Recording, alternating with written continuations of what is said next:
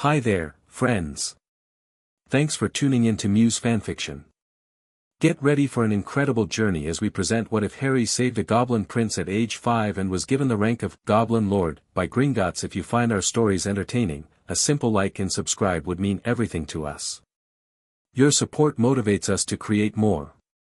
Here we go. Chapter 1, Blood and Gold. The autumn air bit sharply as Harry Potter huddled beneath the threadbare jacket 3 sizes too large for his small frame. At 5 years old, he had learned to make himself invisible, a skill born of necessity rather than magic. Today, that invisibility had failed him. Uncle Vernon had caught him reading Dudley's discarded picture book and locked him out until dinner. With nowhere else to go, Harry wandered into the small wooded area at the edge of Little Whinging. The trees weren't dense enough to be called a proper forest, but to a child barely taller than the underbrush, they might as well have been ancient giants standing sentinel. Harry winced as his 2 large shoes caught on exposed roots. The left one had a hole where his big toe poked through, and the autumn chill seeped into his bones. Still, the woods were better than the Dursleys' garden shed, where Aunt Petunia would inevitably find him and assign more chores. A strange sound broke through the quiet, something between a grunt and a whimper. Harry froze, his heart hammering against his ribs. "Silence, creature," hissed a voice from beyond the thicket. "One more sound and you'll wish we'd killed you outright." Harry should have run. Anyone with sense would have. But 5 years with the Dursleys had taught him to recognize the tone of bullies, and something in that voice reminded him too much of Uncle Vernon when he was at his worst.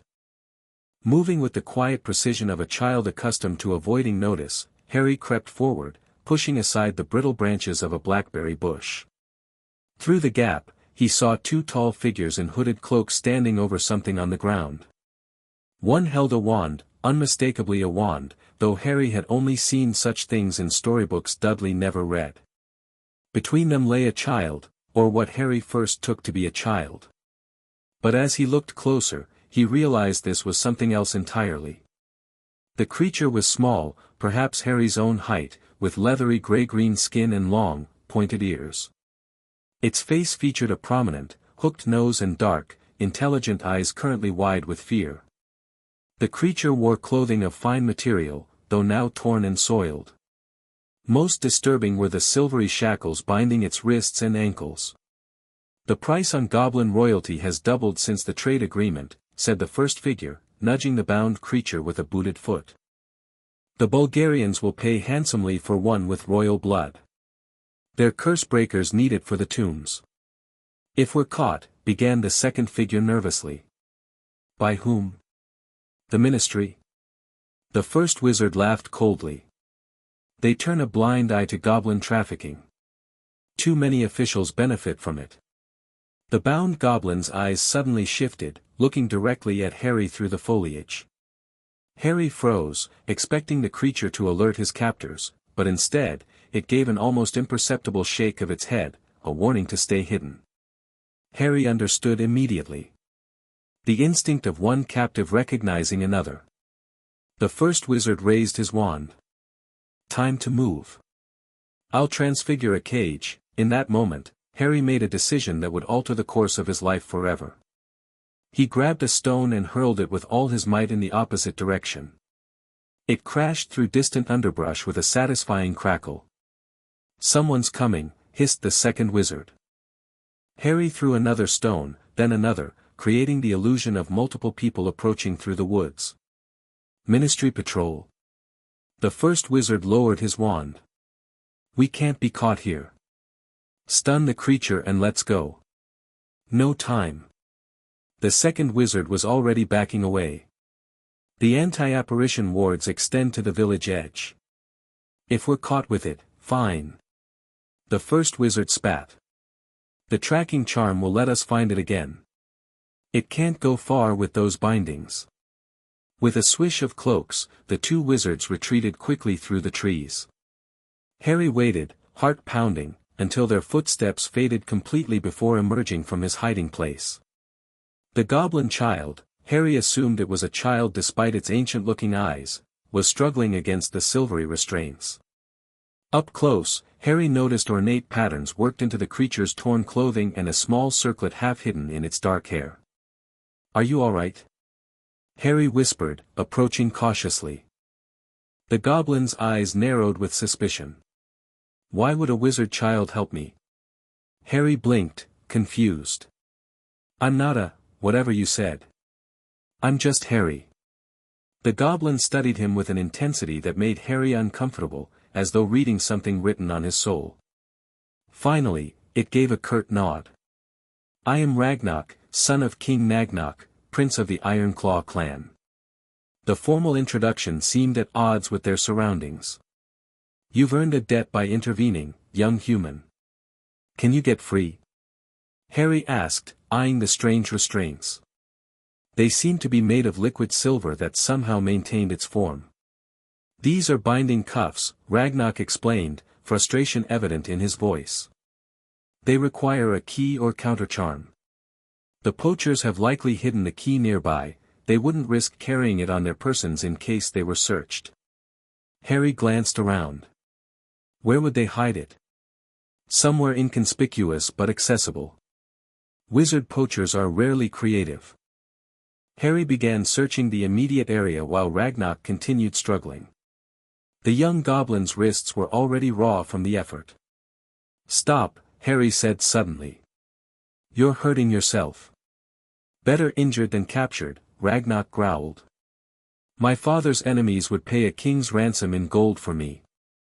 Harry spotted something glinting in the hollow of a nearby tree, a small silver key hanging from a thread.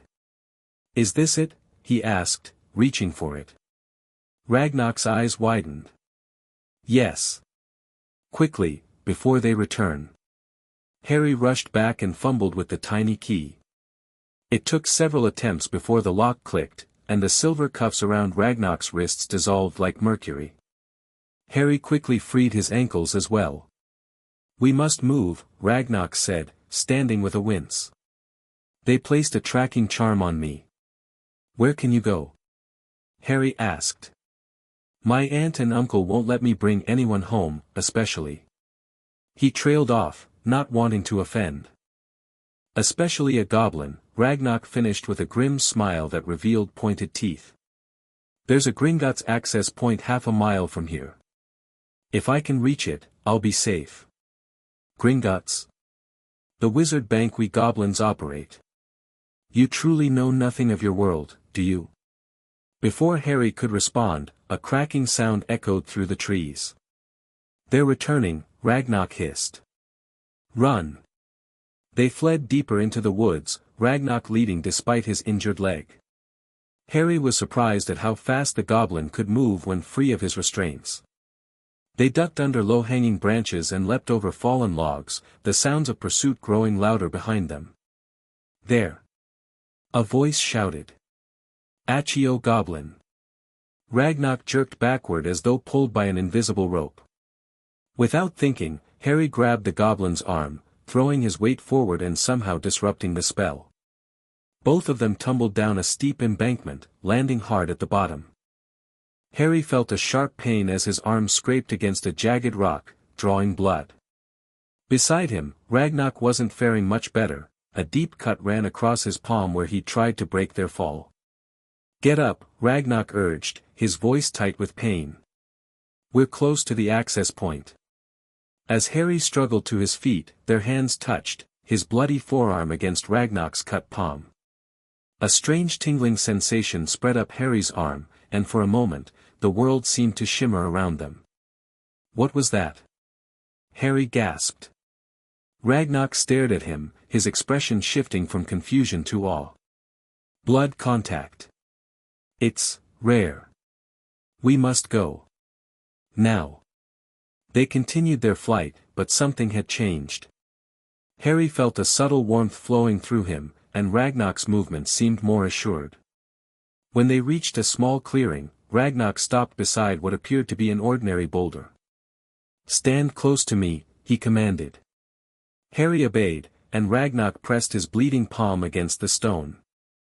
The surface rippled like water, and suddenly the boulder wasn't a boulder at all but an opening leading into darkness. In Ragnar pulled Harry forward just as a jet of red light shot over their heads. They tumbled through the opening, which sealed instantly behind them.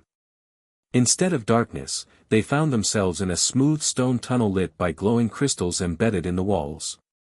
A goblin passage, Ragnar explained, his breathing ragged. They cannot follow us here. Harry slumped against the cool wall, his heart still racing. Who were they? Why did they want to hurt you? Poachers. They capture magical creatures for illegal trade. Ragnar examined the cut on his palm with a frown. But that is not our most pressing concern. What is? This. Ragnar held up his palm, which was already healing with unusual speed. When our blood mixed, something happened. Something unprecedented. Before Harry could ask more questions, the sound of approaching footsteps echoed down the tunnel. He tensed, but Ragnar seemed unconcerned. 6 armored goblins rounded the corner, weapons drawn. Upon seeing Ragnar, they immediately dropped to one knee. Prince Ragnar, said the leader, relief evident in his rough voice. The king has had search parties combing the outer realm for 3 days. Rise, Grimclaw, Ragnar commanded. We have no time for formalities. I was captured by wizard poachers and freed by this human child. He gestured to Harry, who shrank back under the sudden scrutiny of the goblin guards. Grimclaw's eyes narrowed. A human?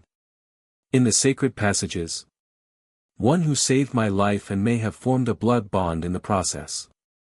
Ragnar's tone brooked no argument. He comes with us to Gringotts. My father will want to see him. The guards looked uneasy but formed a protective circle around them. As they marched deeper into the tunnel, Harry found himself walking beside Ragnar. What's going to happen to me? He whispered. That, said Ragnar with unnerving gravity, will depend on what exactly happened when our blood mingled.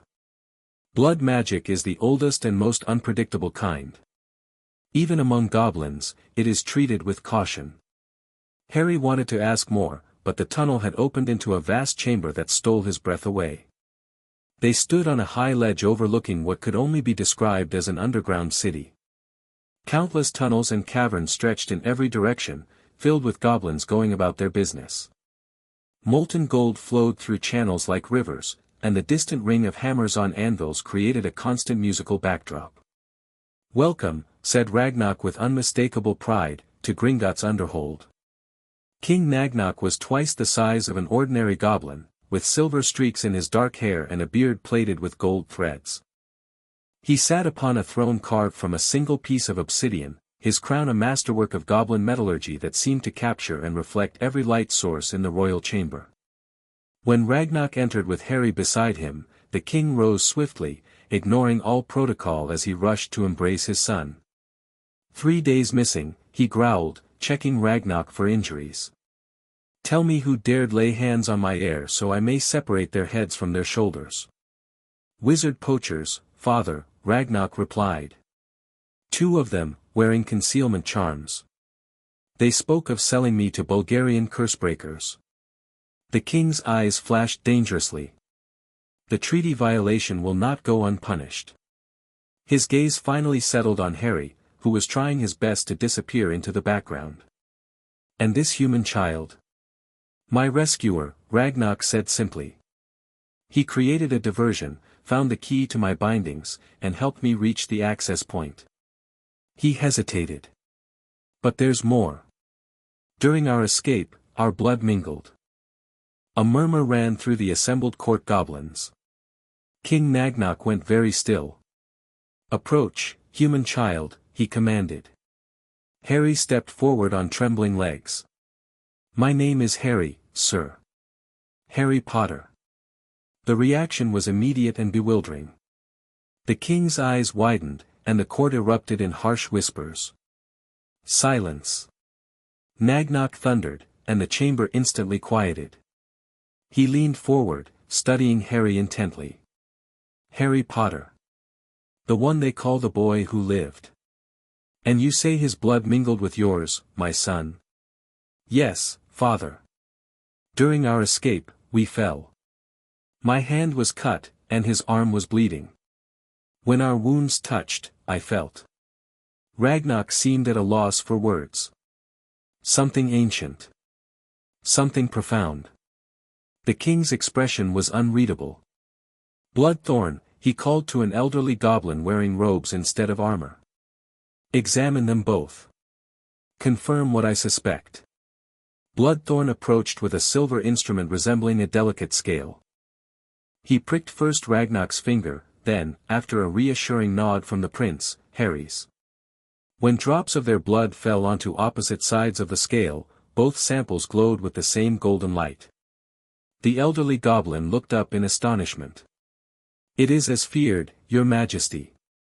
A blood bond has formed. The ancient kind, soul deep and magic bound. What does that mean? Harry asked, his voice small. King Nagnok regarded him with newfound intensity. It means, Harry Potter, that you and my son are now bound by magic older than Gringotts itself. Your blood now carries goblin magic, and his carries your wizarding power. But I'm not a wizard, Harry protested. I'm just, normal. This statement was met with looks of disbelief. Charmbreaker, the king addressed another goblin. Examine the boy fully. There is more here than meets the eye. What followed was the strangest medical examination Harry had ever experienced. Goblins circled him with crystals and metal instruments, speaking in their harsh language as they made measurements and notes.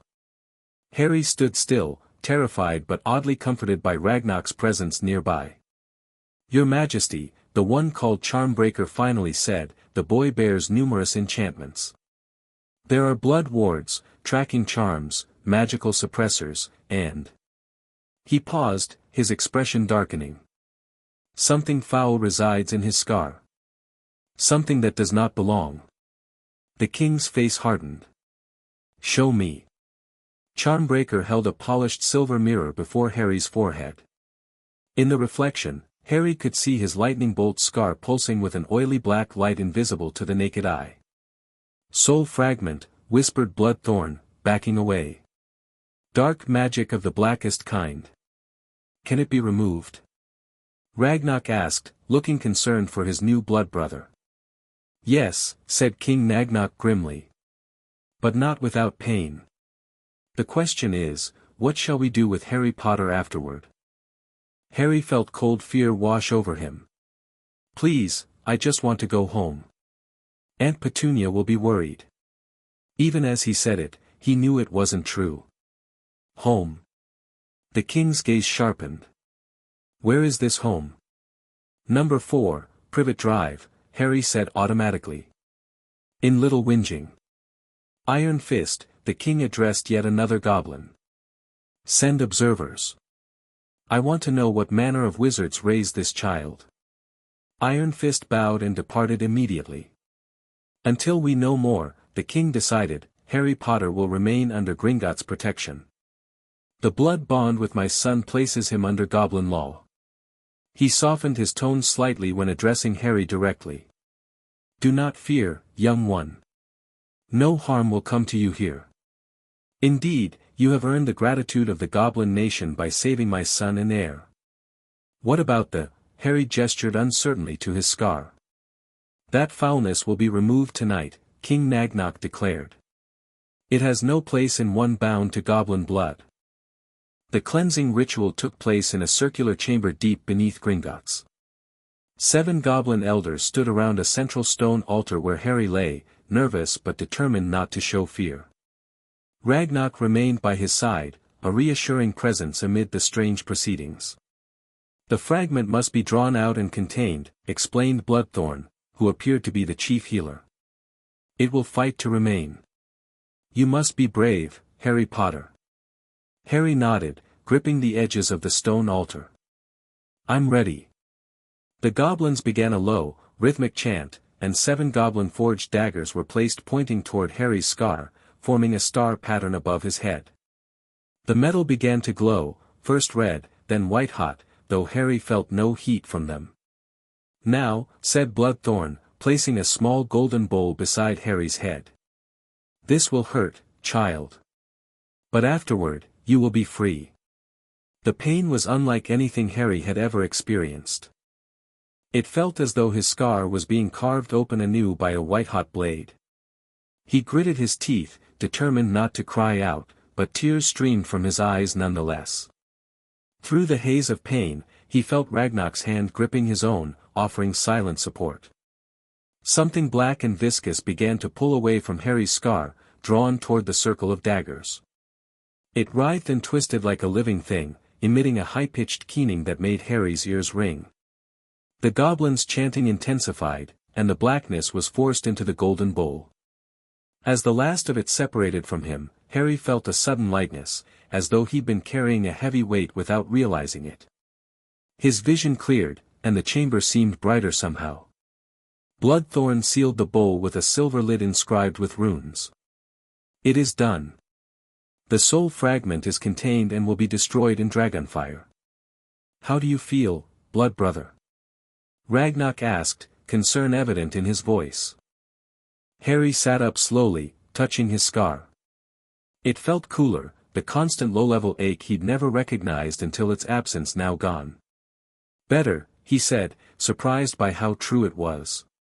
Like I can think more clearly. The fragment was leeching your magic, Bloodthorn explained. With it gone, your true power can emerge naturally. He turned to King Nagnok, who had observed the ritual from the chamber entrance. The bond with Prince Ragnarok will accelerate this process. Already their magics are aligning. The king nodded gravely. Then we have much to discuss. But first, let the boy rest. He has shown courage worthy of a goblin warrior today. 3 days later, Harry sat in an opulent chamber that had been assigned as his temporary quarters.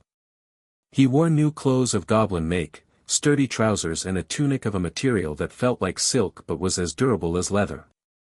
His glasses had been replaced with a pair perfectly fitted to his prescription, and for the first time in memory, he didn't feel constantly hungry or tired. Iron Fist had returned from observing the Dursleys with a report that had made the king's expression darken dangerously. Harry hadn't been told the details, but he gathered that his relatives had barely noticed his absence. When King Nagnok asked if he wished to return to them, Harry had hesitated. A knock at his door interrupted his thoughts. Ragnar entered, followed by his father and several important-looking goblins. Harry, said Ragnar with unusual formality, it is time to discuss your future. Harry nodded, sitting straighter. Over the past days, he and Ragnar had spent hours together, with the young goblin prince explaining basics about the magical world Harry had never known existed. The revelation that he, Harry, was a wizard had been shocking enough. Learning about his parents' murder and his own fame had been overwhelming. King Nagnok settled into a chair that adjusted to his height. Harry Potter, you stand at a crossroads few have ever faced. The blood bond between you and my son is unprecedented in our recorded history. No human has ever shared blood with goblin royalty and lived to tell the tale. What does it mean for me, your majesty?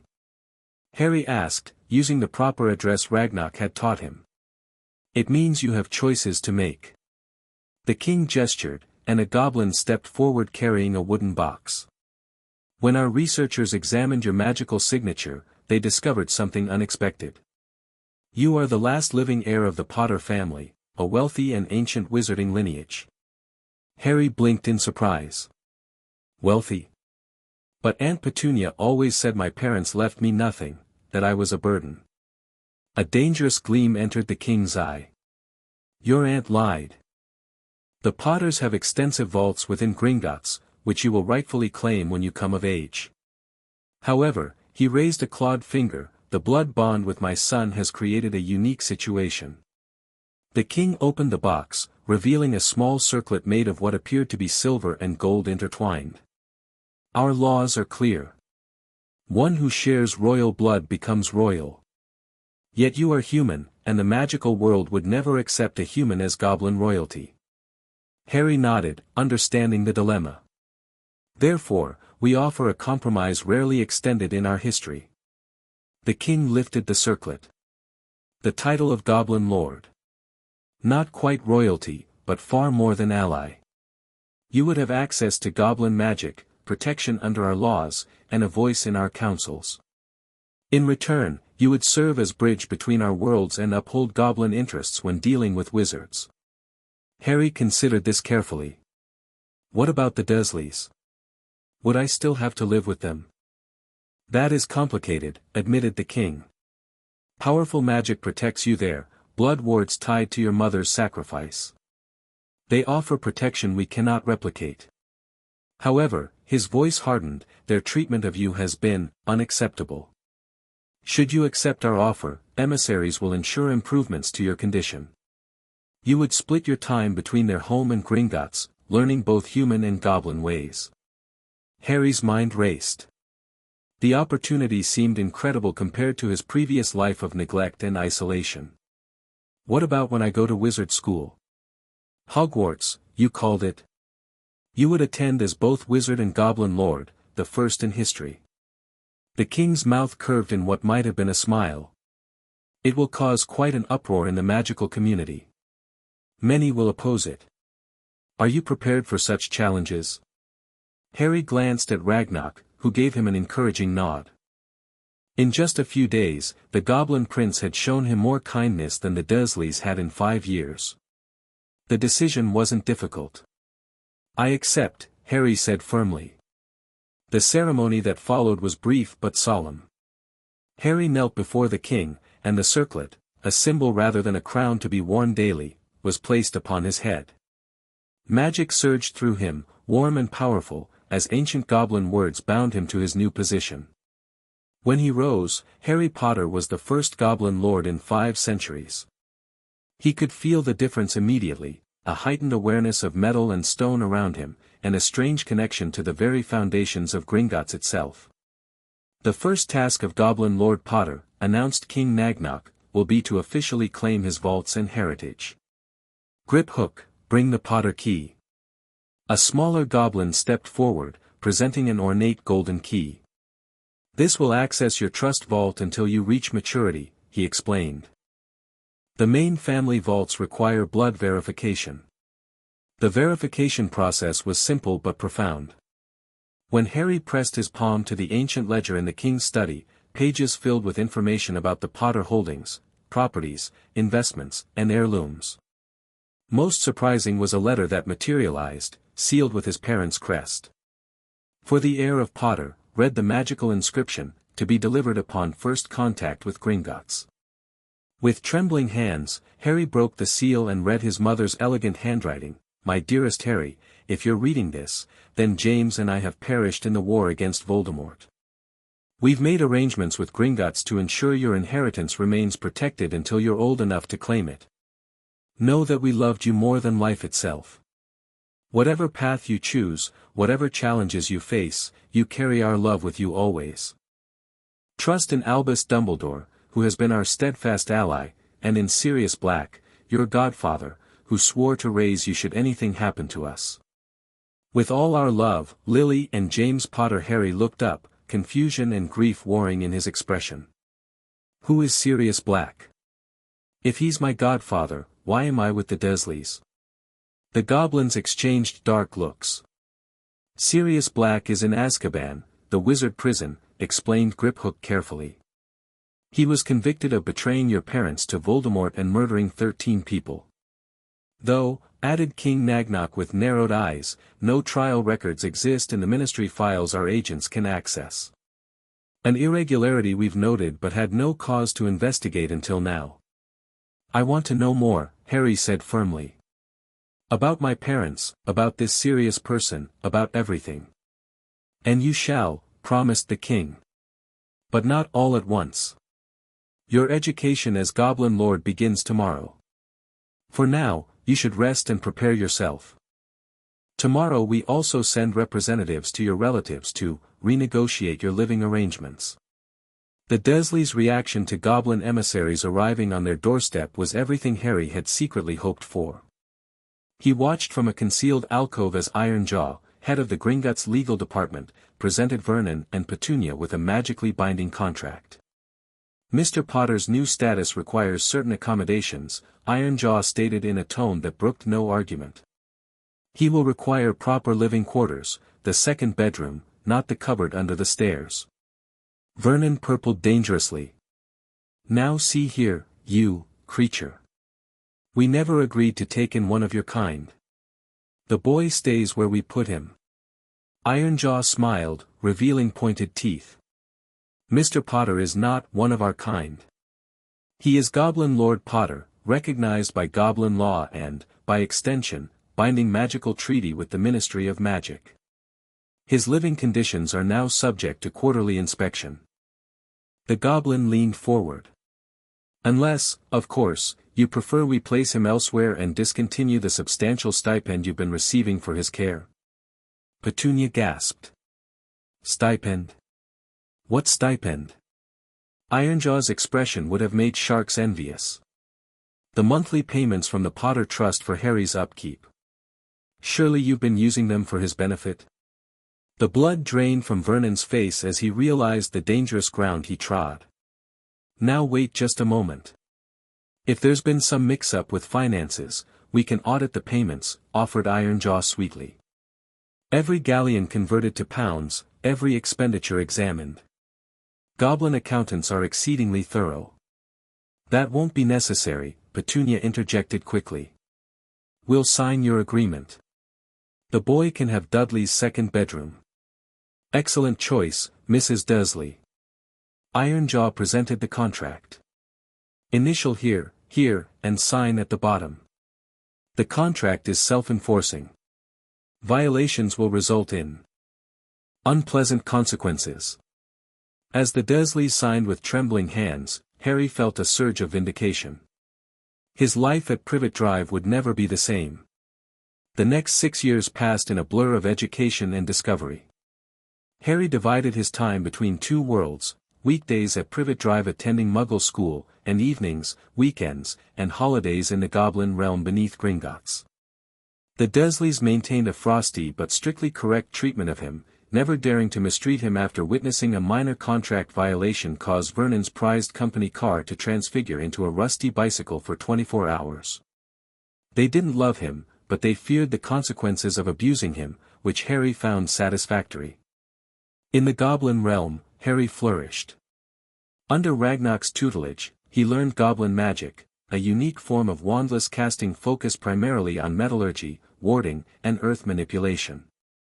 While wizard children his age were restricted from performing magic, Harry's status as Goblin Lord placed him under different laws, allowing him to develop his magical core from a young age.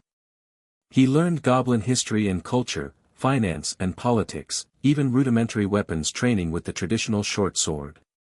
His friendship with Ragnarok deepened into true brotherhood, their blood bond growing stronger as their magic matured. The wizarding world remained largely unaware of Harry's unique position. By careful arrangement, he maintained his official residence at Privet Drive, keeping the blood protections active while spending as little time there as possible. When he did interact with the magical community on his occasional visits to Diagon Alley, he wore concealment charms that hid his scar and altered his appearance just enough to avoid recognition. As his 11th birthday approached, both Harry and his goblin mentors prepared for the inevitable, his official entry into the wizarding world. Your Hogwarts letter will arrive soon, King Nagnok told him during one of their monthly meetings. When it does, everything changes.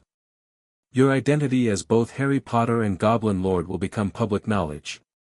The Ministry won't like it, Harry observed, now articulate and poised far beyond his years. Especially Fudge. Minister Fudge is the least of our concerns, the king replied.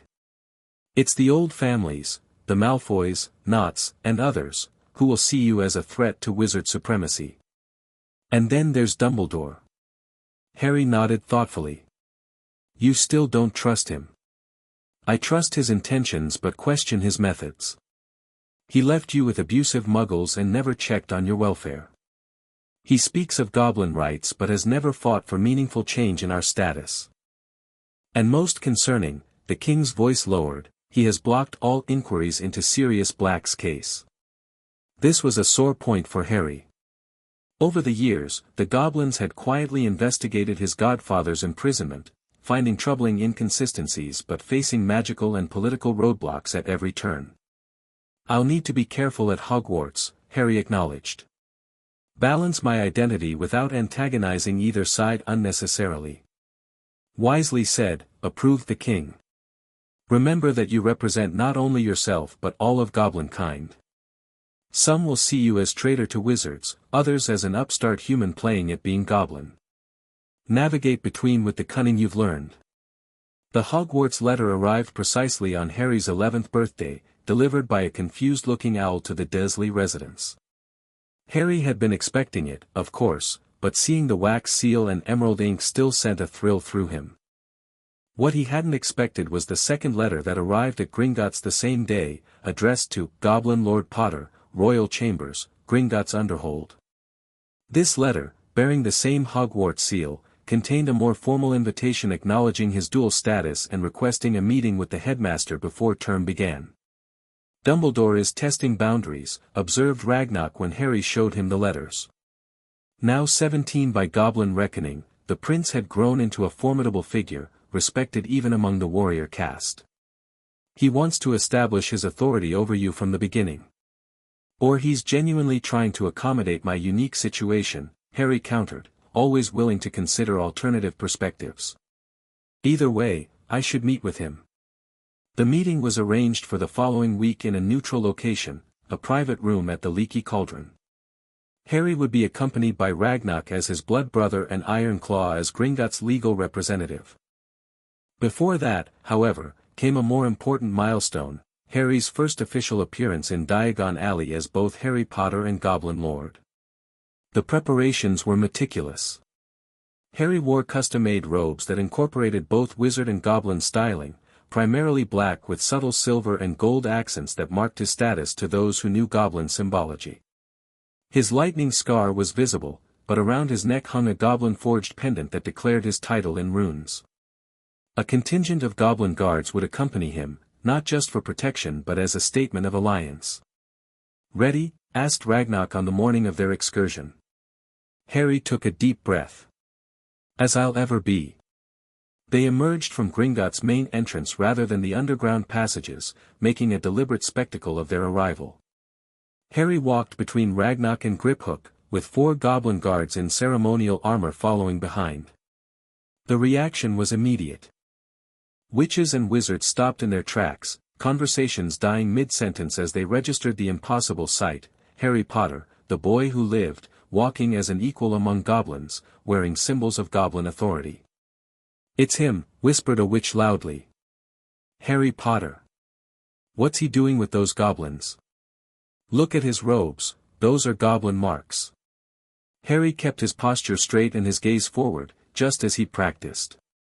Their first stop was Ollivander's, where he would purchase his wand, a necessary concession to wizard magic despite his proficiency with goblin wandless casting. The ancient wandmaker seemed unsurprised by his unusual entourage. "I've been expecting you, Mr. Potter," Ollivander said softly, his silvery eyes taking in Harry's appearance. "Or should I say, Lord Potter? The goblins haven't bestowed that title in centuries."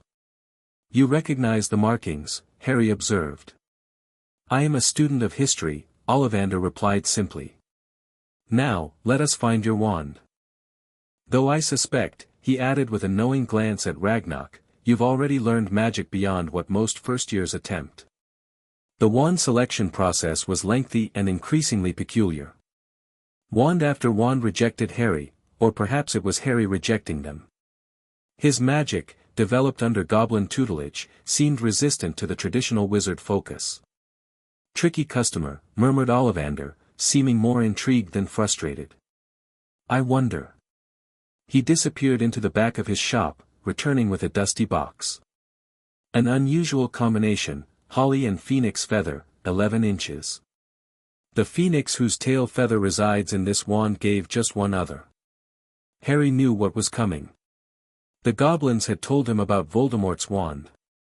"The one that gave me this," he said, touching his scar. "Indeed." Ollivander handed him the wand with something like reverence. The moment Harry's fingers closed around it, he felt a complex reaction. There was the expected warmth and connection, but also a strange resistance, as though the wand both recognized and questioned him. When he gave it an experimental wave, gold and silver sparks shot from the end, the colors of his goblin lordship. "Curious," Ollivander murmured. "The wand chooses the wizard, Mr. Potter, but yours seems conflicted. It recognizes you as its master yet senses you've walked a different magical path." He wrapped the wand carefully. "I believe it will serve you well once you've reconciled your dual nature." As they exited the shop, the crowd in Diagon Alley had grown. Word had spread quickly about Harry Potter's appearance with his goblin entourage. Most onlookers kept their distance, but Harry noticed a family of redheads pointing and whispering among themselves. Their next stop was Madame Malkin's for additional wizard robes. As they approached, a blond boy emerged from the shop, followed by a tall man with identical platinum hair and cold grey eyes. "Lucius," Griphook muttered to Harry. "Head of House Malfoy.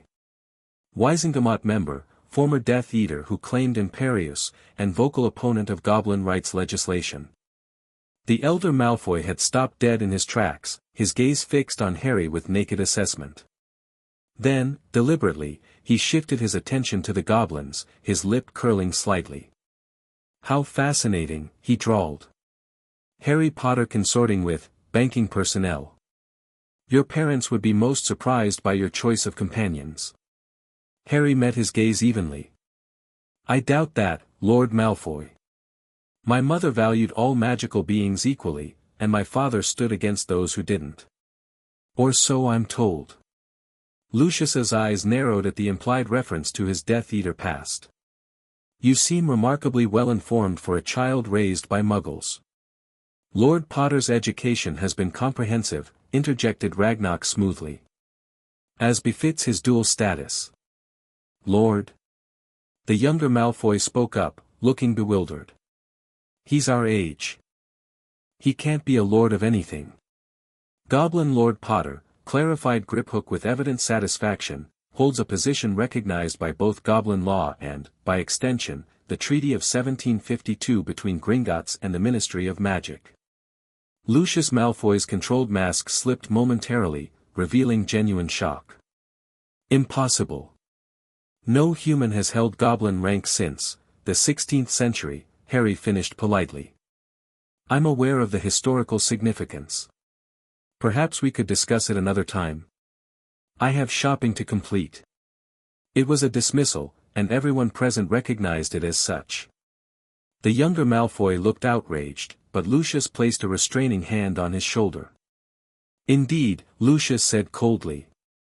"We shall certainly speak again, Mr. Potter. The Wizengamot will be most interested in this development." With that, he steered his son away, but not before Harry caught the calculating look in his eyes. "You've made a powerful enemy," murmured Griphook. "He was always going to be an enemy," Harry replied. "Better to establish boundaries now than appear weak later." Their shopping continued, drawing stares and whispers everywhere they went. At Flourish and Blots, Harry purchased not only his required texts but additional books on magical law and goblin-wizard relations, ignoring the shocked expression of the clerk who rang up his purchases. As they were leaving the bookshop, a flash of light momentarily blinded Harry. A man with a camera had pushed to the front of the gathering crowd. "Harry Potter," he called excitedly. "A picture for the Daily Prophet. What's with the goblin guards? Are you being held hostage?" Before Harry could respond, 3 figures in dark robes apparat into the street before them. Their wands were drawn, and their faces obscured by masks reminiscent of Death Eaters but distinguished by anti-goblin symbols etched into the surface. "Abomination," shouted one. "Human child corrupted by creatures." Everything happened in an instant. The goblin guards moved with practiced precision, forming a protective circle around Harry and Ragnarok. The masked wizards fired curses, not at Harry, but at the goblins beside him. Harry reacted on instinct, drawing both on his wand and on the goblin magic he'd practiced for years. As his guards deflected the initial spells, Harry slammed his foot against the cobblestones, channeling earth magic through the impact. The street rippled outward, disrupting the attacker's footing. In the same motion, he drew his wand and cast his first official wizard spell, a perfectly executed shield charm that deflected a stray curse heading for a young witch in the crowd. The goblin guard seized the advantage, disarming two of the attackers with throwing axes aimed with surgical precision at their wand hands. The third assailant managed to cast again, this time a blasting curse aimed directly at Harry. Ragnarok moved faster than seemed possible, interposing himself in the curse's path. But Harry was already countering, his wand and free hand moving in different patterns simultaneously, wizard and goblin magic working in concert. The blasting curse dissipated against his shield, while the cobblestones beneath the attacker shifted and rose, encasing his legs in suddenly malleable stone. The entire confrontation lasted less than 30 seconds. When it ended, all three attackers were disarmed and restrained, surrounded by goblin guards with weapons at their throats. The crowd of shoppers stood in stunned silence, having witnessed magic no first year should possess. Ministry Aurors apparat onto the scene moments later, led by a grizzled man with a magical eye. "Stand down, goblins," he growled. "The ministry has jurisdiction here. These wizards attacked a goblin royal and a goblin lord on neutral ground," countered Griphook. "Under Treaty Section 12, we claim right of custody." The scarred Auror's magical eye swiveled to examine Harry more closely. "So the rumors are true. Harry Potter, raised by goblins." He didn't sound accusatory, merely intrigued. "Not raised by," Harry clarified calmly, despite his racing heart. "Allied with. I hold the rank of Goblin Lord by right of blood and magic." The Auror considered this. "Name's Alastair Moody. I knew your parents." He turned to the Goblin guards. "The treaty does give you claim, but I suggest a compromise. Joint custody of the prisoners. You get your pound of flesh, but we get information about who sent them." Ragnarok and Harry exchanged glances, communicating silently as they'd learned to do through their blood bond. Harry gave a subtle nod. "Acceptable," Ragnarok declared. "2 guards will accompany them to Ministry Holding." As the attackers were taken away, the crowd finally found its voice. Questions erupted from all sides, and the reporter who tried to photograph Harry earlier was scribbling frantically on a notepad. "I believe," said Harry quietly to Ragnarok, "we've made our entrance." The next morning, Harry's dual identity was splashed across the front page of the Daily Prophet. "Boy Who Lived returns as Goblin Lord. Harry Potter demonstrates unprecedented magic in Diagon attack by Rita Skeeter." The wizarding world reacted exactly as King Nagnok had predicted, with a mixture of fascination, outrage, and political maneuvering. By mid-afternoon, Minister Fudge had issued a statement expressing grave concerns about a minor British wizard being granted foreign authority without ministry approval, while Dumbledore counterbalanced with a carefully worded reminder that cooperation between magical peoples has always been Hogwarts' founding principle. The attack was attributed to a fringe anti-goblin group calling themselves Guardians of Wizard Purity, though Harry and his goblin advisor suspected Lucius Malfoy's influence behind the scenes.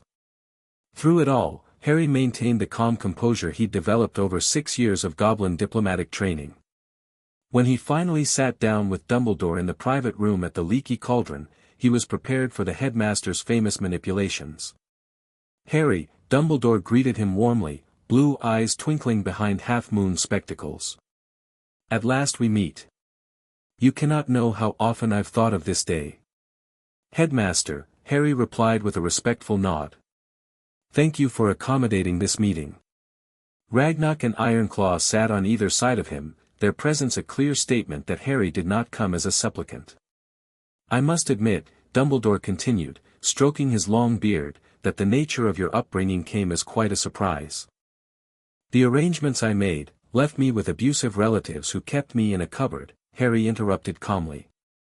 "Until goblin intervention 6 years ago improved my circumstances considerably." A flicker of genuine regret crossed Dumbledore's face. "I am deeply sorry for any suffering you endured, Harry." I placed you with your aunt to maintain powerful blood protections your mother created with her sacrifice. Had I known, with respect, Headmaster, Ironclaw interjected, regular monitoring would have revealed the boy's situation. The Goblin nation found it necessary to establish a magical contract to ensure minimal standards of care.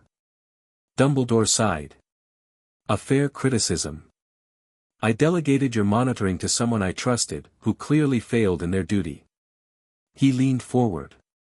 But I am more concerned with understanding how a 5-year-old wizard child came to hold a position in Goblin hierarchy that hasn't existed in centuries. Harry explained the circumstances of his meeting with Ragnarok, the blood bond that formed accidentally, and the subsequent removal of the soul fragment from his scar. Dumbledore's expression shifted from polite interest to alarm at this revelation. You removed a magical artifact from Harry's scar without consulting wizard healers, he asked sharply. We removed a parasitic soul fragment using ancient goblin rituals after determining it was leeching his magic and potentially influencing his development, corrected Ragnarok. The fragment has been contained and studied before its destruction. Dumbledore paled slightly. May I ask what you discovered? That it contained a magical signature matching the wizard known as Voldemort, Harry answered directly. And that similar magic exists in several other artifacts our Cursebreakers have encountered. A heavy silence fell over the room as Dumbledore processed this information. I suspected, he finally said, but had not confirmed until now. He gazed at Harry with new intensity. You must understand, Harry, that this knowledge carries tremendous implications for your future. Voldemort is not truly gone, and prophecy suggests that neither can live while the other survives, Harry finished for him. The goblins have access to the Hall of Prophecy records. We're aware of the prediction made to you by Sybil Trelawney. For perhaps the first time in many years, Albus Dumbledore appeared genuinely shocked. The Goblin nation has been preparing you for this confrontation. They've been preparing me to survive and thrive in both worlds, Harry corrected. The prophecy is one factor among many. I've received a balanced education in magic, politics, and culture that will serve me regardless of what destiny may hold. Dumbledore leaned back, reassessing the young man before him. I see I have underestimated both you and your goblin allies, Harry. I had planned your education quite differently. He smiled faintly. I must adapt my thinking. All we ask, said Harry, is that Hogwarts respect my dual status. I come to learn wizard magic to complement what I already know, and to build bridges between our peoples. I neither expect special treatment nor accept discrimination. A reasonable request, Dumbledore agreed. Though I must warn you that not all at Hogwarts will share my perspective. The news of your unique position has already caused quite a stir among certain school governors.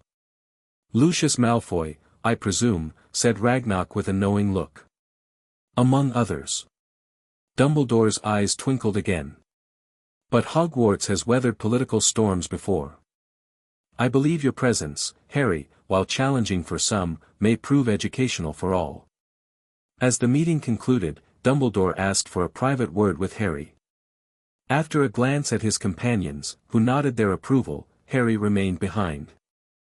There is one matter I wish to discuss without your goblin guardians present, Dumbledore said quietly. It concerns your godfather, Sirius Black. Harry's interest sharpened immediately. What about him? I understand the goblins have been investigating his case. Dumbledore's expression was grave. I must caution you against pursuing this too openly. There are complexities that make his situation delicate. You mean his lack of trial? Harry asked directly. Or the fact that the evidence against him seems circumstantial at best?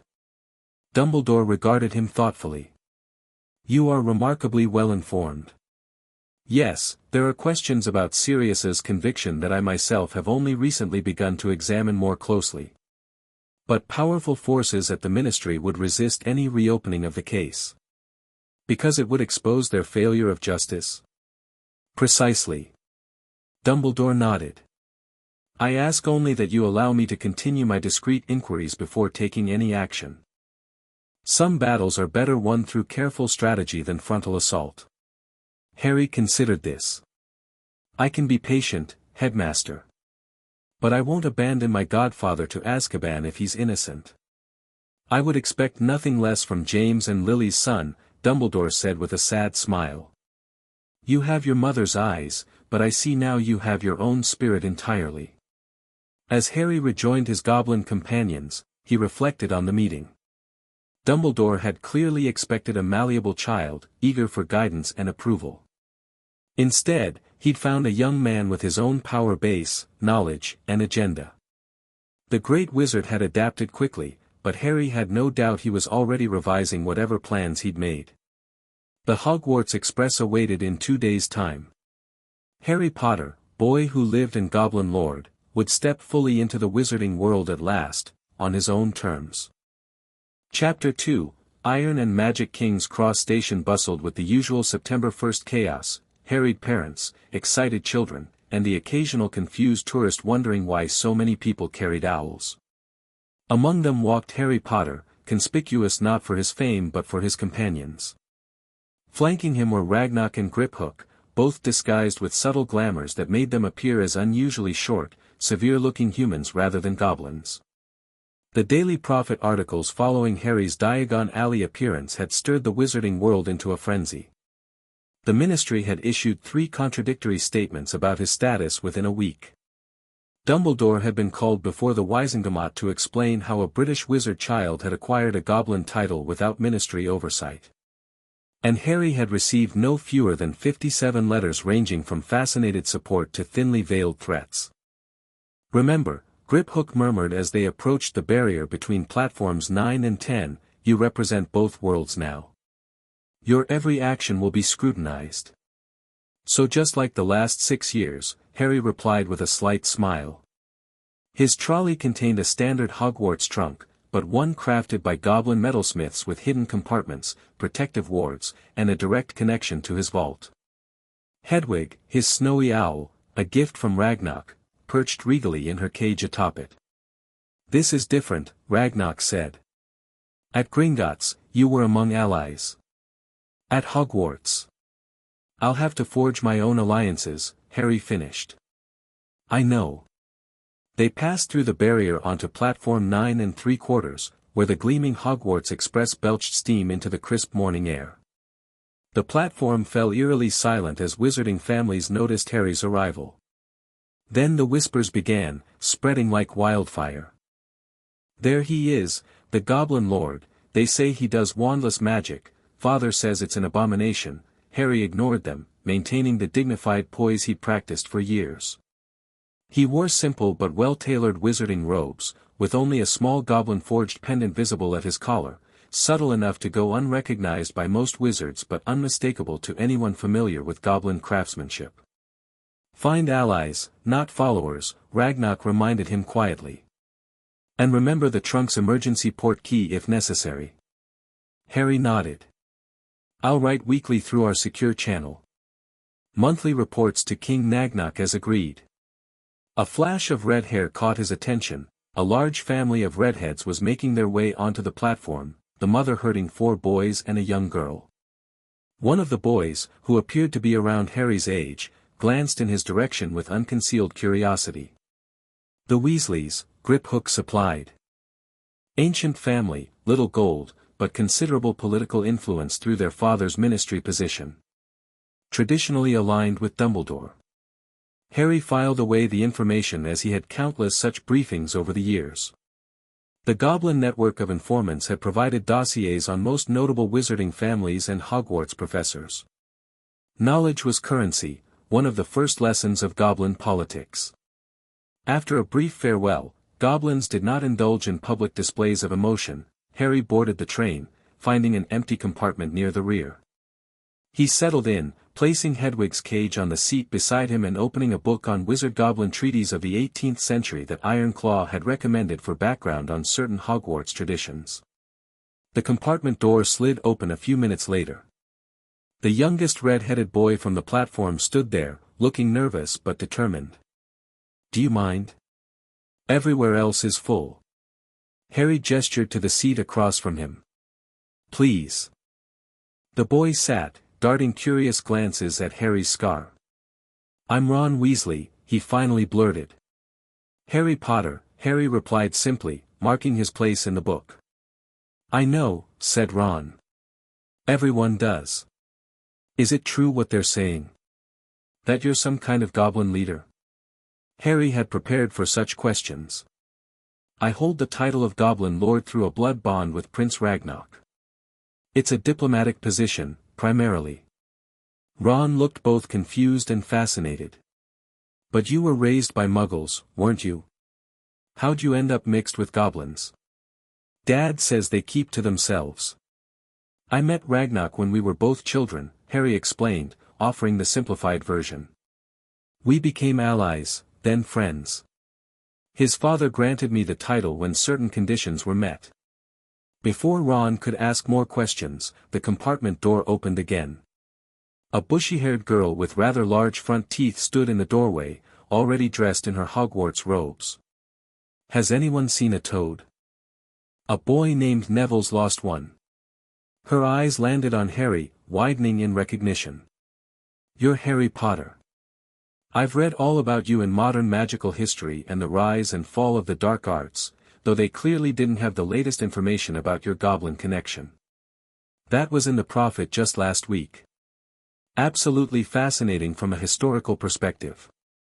No wizard has held goblin rank since Grindlethorpe the Accommodating in 1623, and even that was contested by the ministry of the time.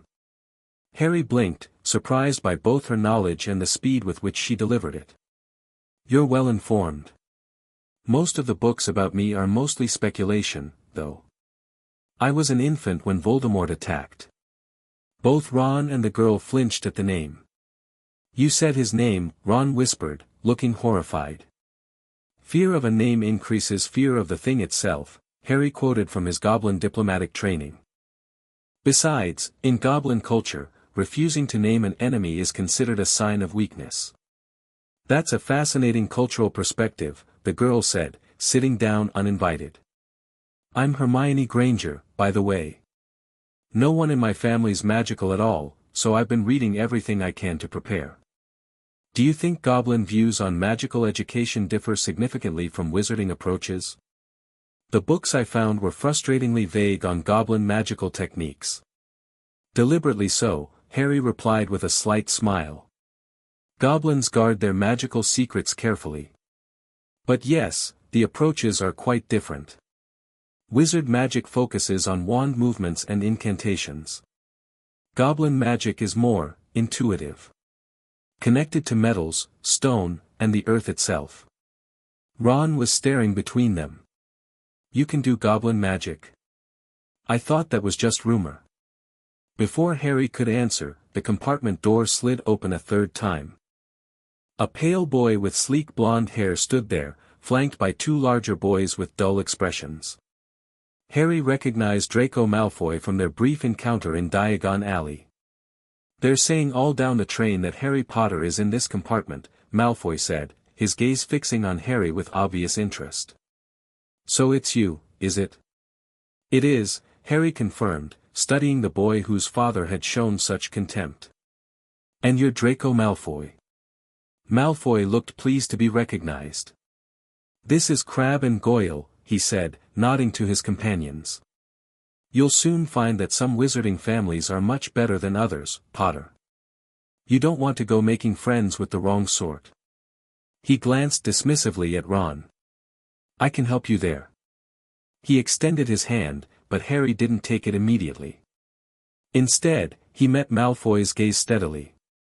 I appreciate the offer of guidance, Herr Malfoy, but I prefer to judge character individually rather than by family name. Harry's tone was polite but firm, a diplomatic response that neither accepted nor rejected the overture outright. In Goblin society, alliances are formed based on demonstrated value and honor, not inherited status. Malfoy's hand slowly withdrew, a flush rising in his pale cheeks. You'll regret this, Potter. Goblins may have filled your head with their ideas, but you're in the wizarding world now. Blood and name still matter here. They matter in all worlds, Harry replied evenly.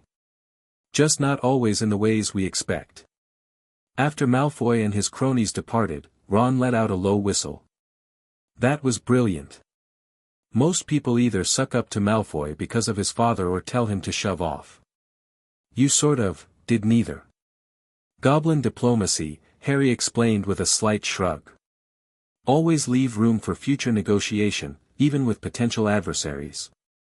Are you really planning to negotiate with Malfoy? Hermione asked skeptically. No, Harry admitted with a small smile.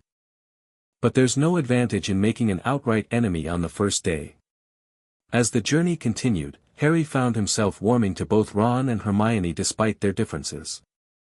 Ron's straightforward nature and obvious wonder at Harry's unusual background was refreshing after years of calculated goblin interactions. Hermione's intelligence and thirst for knowledge reminded Harry of his own early education among the goblins, where information was prized above all else. When the trolley came around, Harry purchased an assortment of wizard sweets, a small indulgence he'd rarely experienced despite his wealth. As they snacked on chocolate frogs and Bertie Bott's every flavor beans, a round-faced boy appeared at their compartment, looking distressed.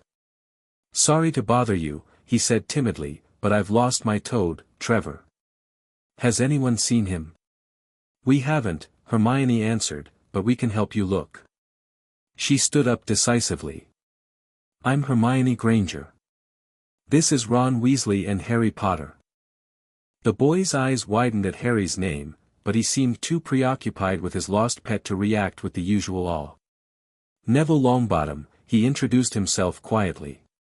Gran will kill me if I lose Trevor on the first day. Harry stood, closing his book. I might be able to help.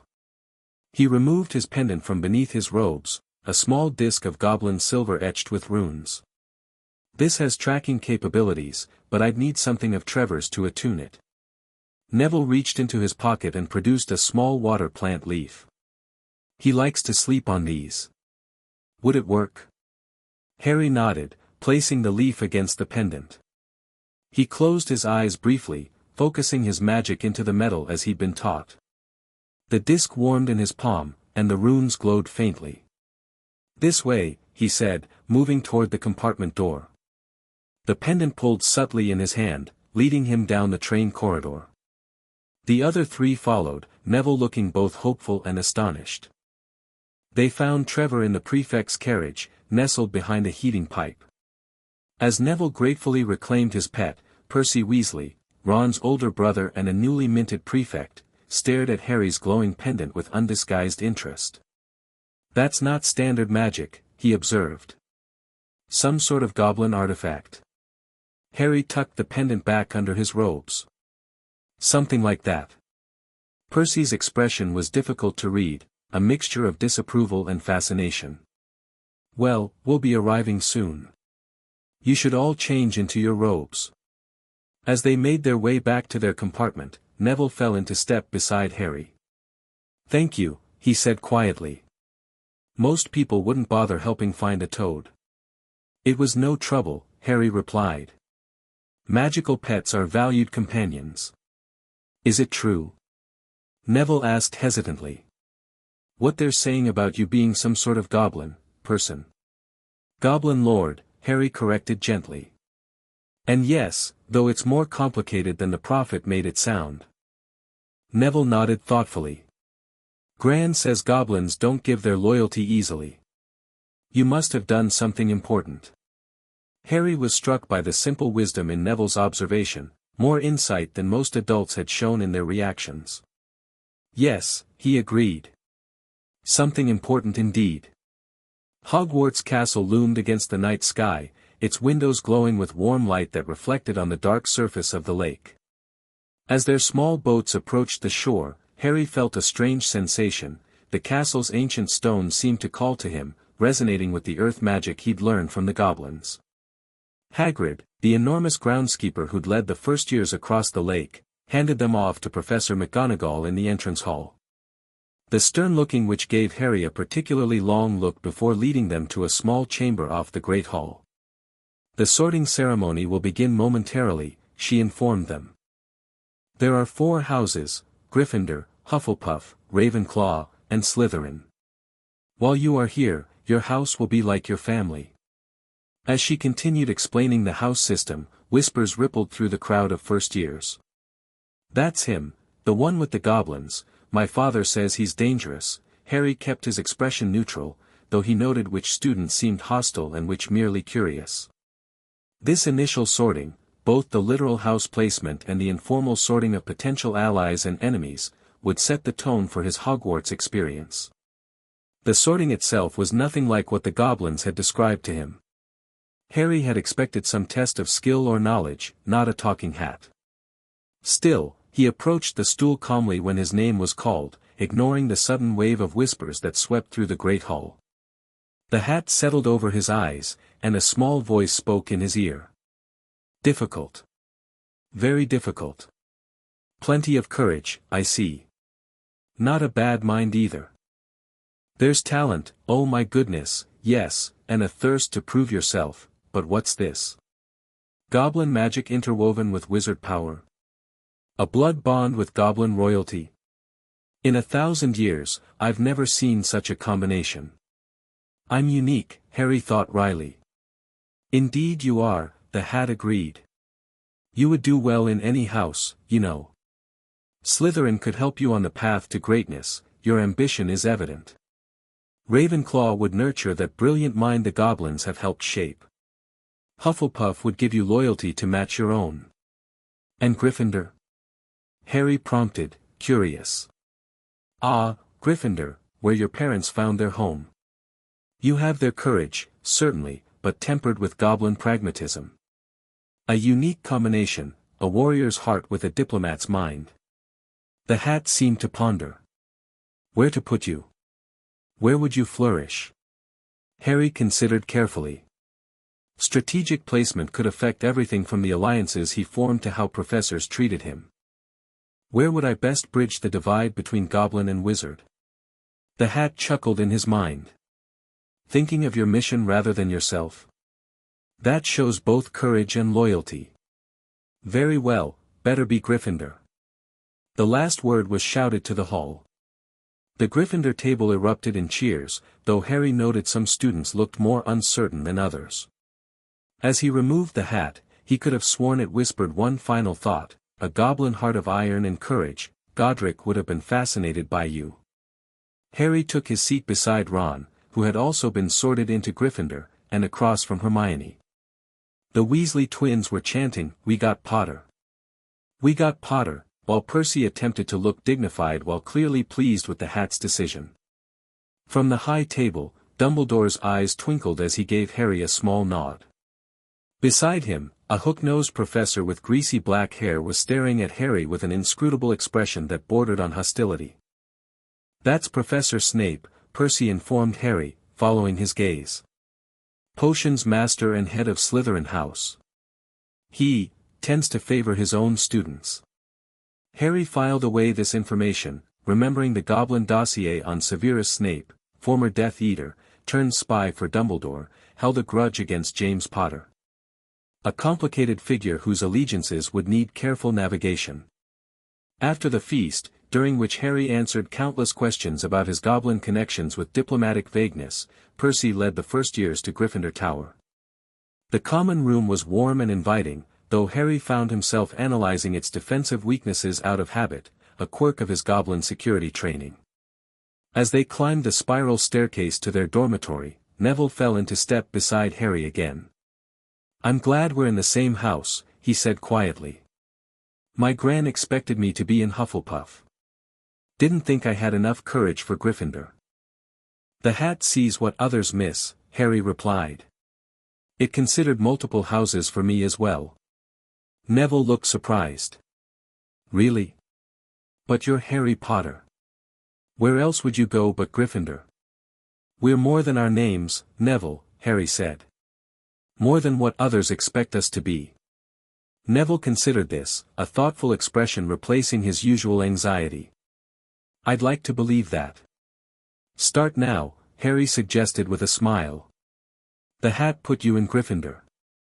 Trust its judgment until you can trust your own." That night, as his dorm mates fell asleep, Harry performed a subtle goblin ritual, pressing his palm to the stone wall beside his bed, introducing himself to the castle's ancient foundations. The stones warmed beneath his touch, and Harry felt a peculiar sensation, as though the castle itself were acknowledging his presence. Tomorrow, classes would begin. The real test of bridging two magical worlds would start in earnest. Professor McGonagall's Transfiguration classroom fell silent as she fixed the class with a stern gaze. Transfiguration is some of the most complex and dangerous magic you will learn at Hogwarts, she said. Anyone messing around in my class will leave and not come back. You have been warned. She demonstrated by changing her desk into a pig and back again. The students were suitably impressed, though Harry noted the magical signature of the spell, different from goblin transformation magic, which worked with a material's essential nature rather than imposing a new form entirely. When they were each given a match to turn into a needle, Harry faced a dilemma. He could perform the transformation easily using goblin techniques. He'd been practicing metal transformation since he was 7, but the wizarding method required a different approach. He decided to use the prescribed wand movement and incantation, but channeled his magic the goblin way, focusing on the match's potential to become metal rather than forcing the transformation. Mr. Potter, Professor McGonagall's voice broke his concentration. She was standing beside his desk, looking at his half-transformed match with raised eyebrows.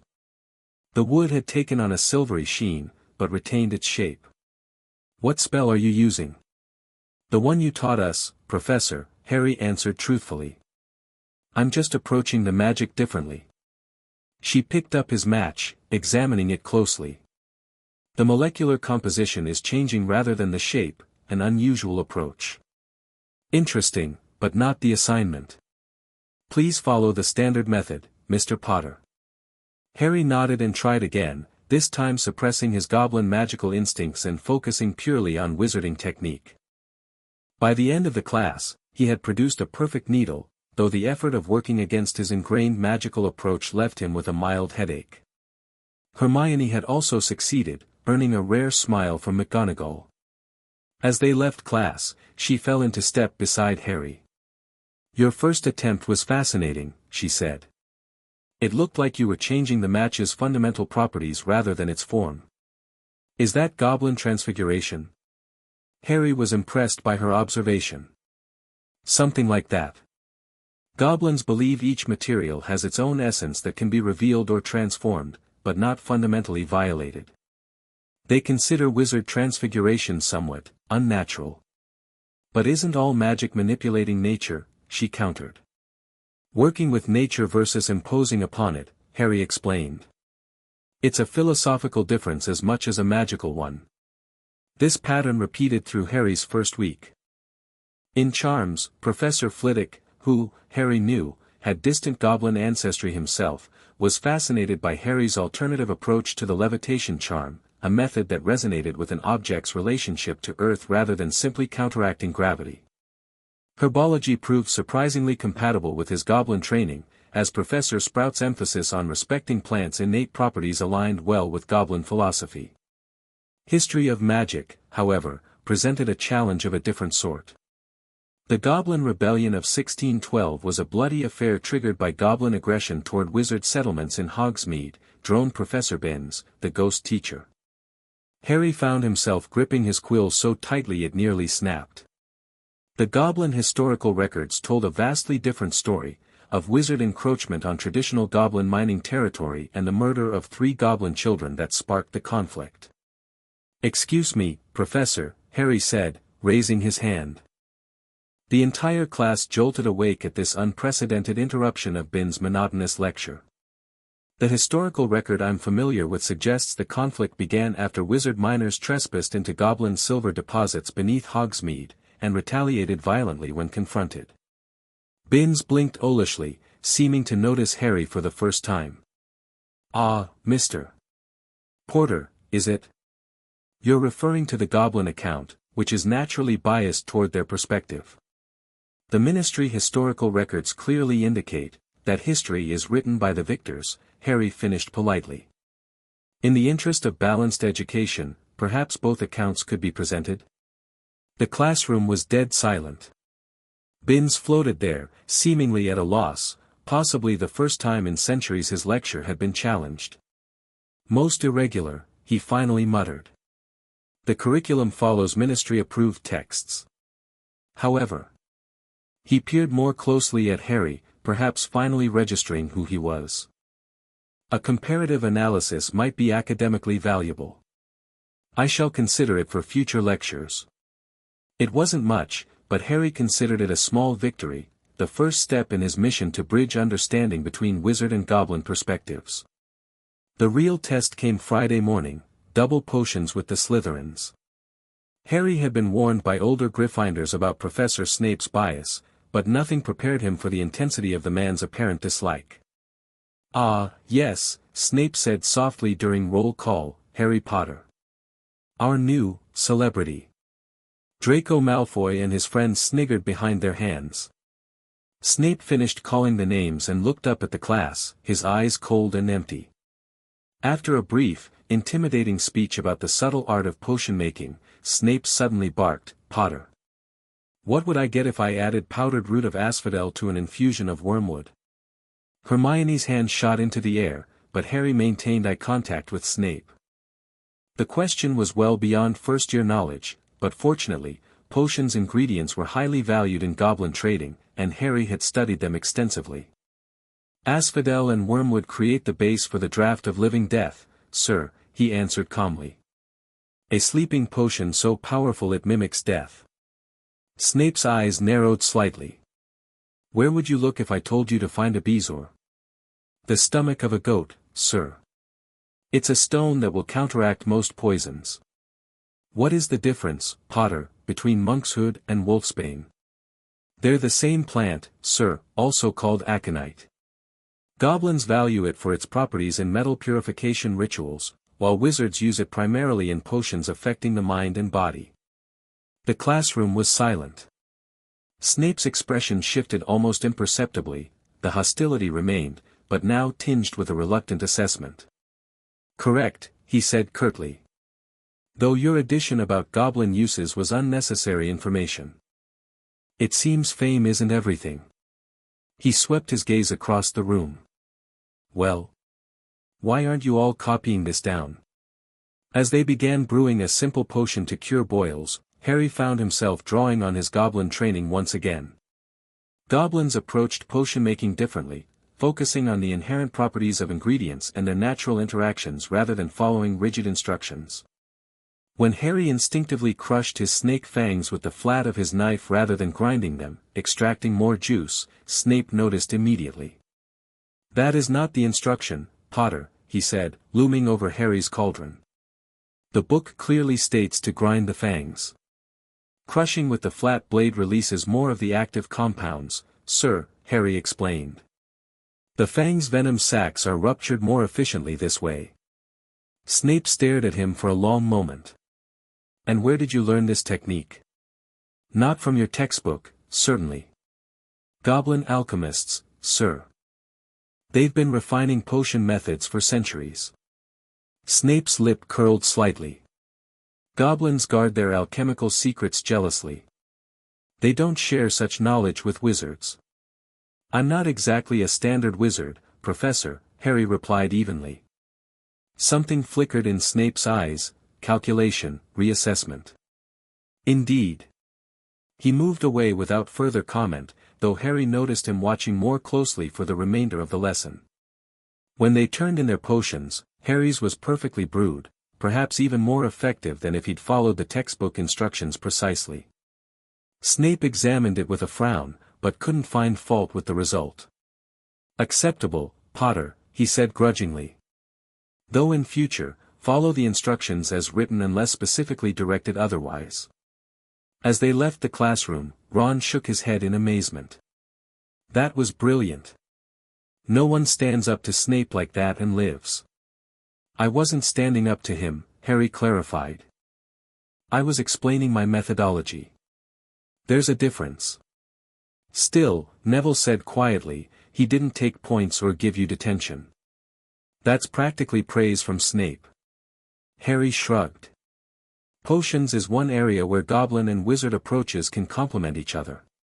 Maybe he recognized that. Or maybe, Hermione suggested thoughtfully, he was assessing whether you're more than just your fame. Harry glanced at her with newfound respect. That's an insightful observation. October arrived, bringing chilly winds that howled around the towers of Hogwarts. Harry settled into a routine that balanced his wizarding education with continued goblin practices. Each evening, he spent an hour performing goblin meditation exercises that helped integrate the two magical systems within him.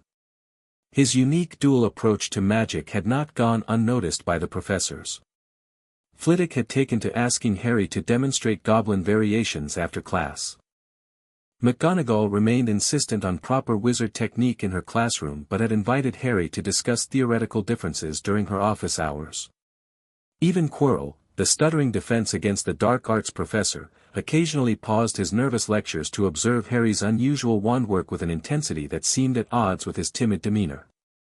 Harry's friendship with Ron, Hermione, and Neville had deepened despite their different backgrounds. Ron's strategic mind, honed through chess, complemented Harry's more diplomatic approach to challenges. Hermione's brilliant intellect and relentless curiosity reminded Harry of the goblin scholars who had tutored him. And Neville, despite his initial shyness, possessed a quiet steadiness that Harry found reassuring amid the constant attention his status attracted. Other students remained wary or openly hostile. Draco Malfoy had taken to making loud comments about creature lovers whenever Harry passed. Several older Slytherins watched him with undisguised suspicion. Even within Gryffindor, some students seemed uncertain how to treat someone with goblin loyalties. One evening in mid-October, Harry received a summons to the headmaster's office. The note, delivered by a school owl during dinner, simply read, 8 p.m. Gargoyle Corridor. Password, Fizzing Whiz-Bee. What do you think he wants?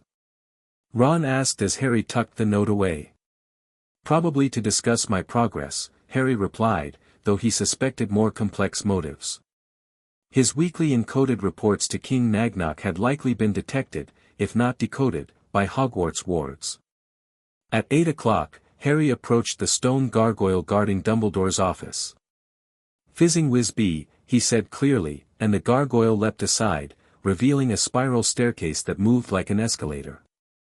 Dumbledore's office was a fascinating space, circular, filled with delicate silver instruments that whirred and emitted puffs of smoke.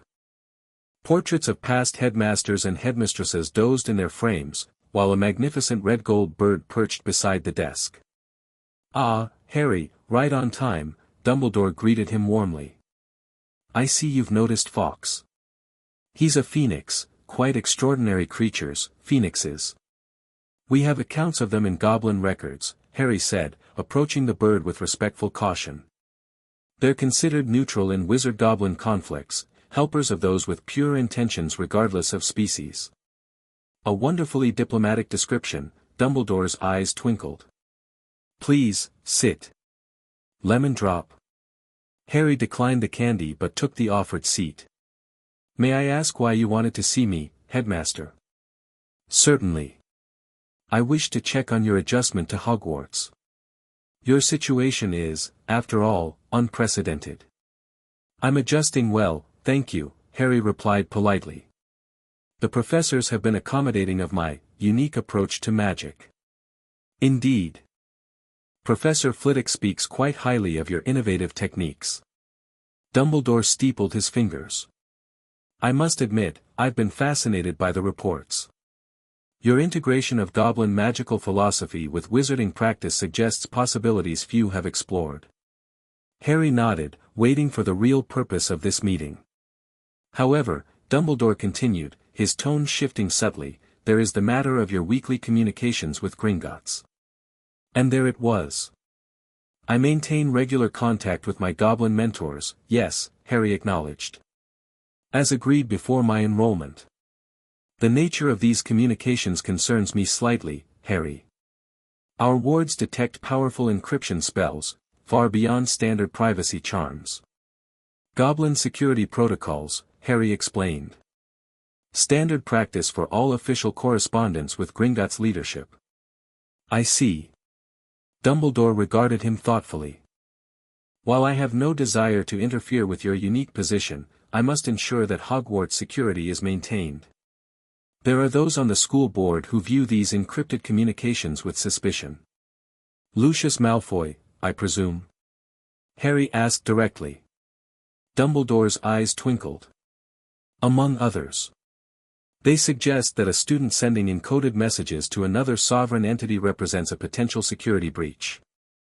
With respect, Headmaster, my communications fall under the diplomatic provisions of the 1752 treaty. As Goblin Lord, I have the right to maintain secure contact with Goblin leadership. A creative interpretation of a treaty written long before such magical encryption existed, Dumbledore observed, though he seemed more amused than disapproving. Nevertheless, I find myself in the position of balancing political pressures with your legitimate rights. What do you propose? Harry asked, recognizing the negotiation for what it was. A compromise. You may continue your communications, but I ask that you inform Professor McGonagall, as your head of house, before sending them. Not their contents, he added as Harry opened his mouth to object, merely their occurrence. This will allow me to assure the board that we are maintaining appropriate oversight. Harry considered this. The request was reasonable on its face, and refusing would only increase suspicion.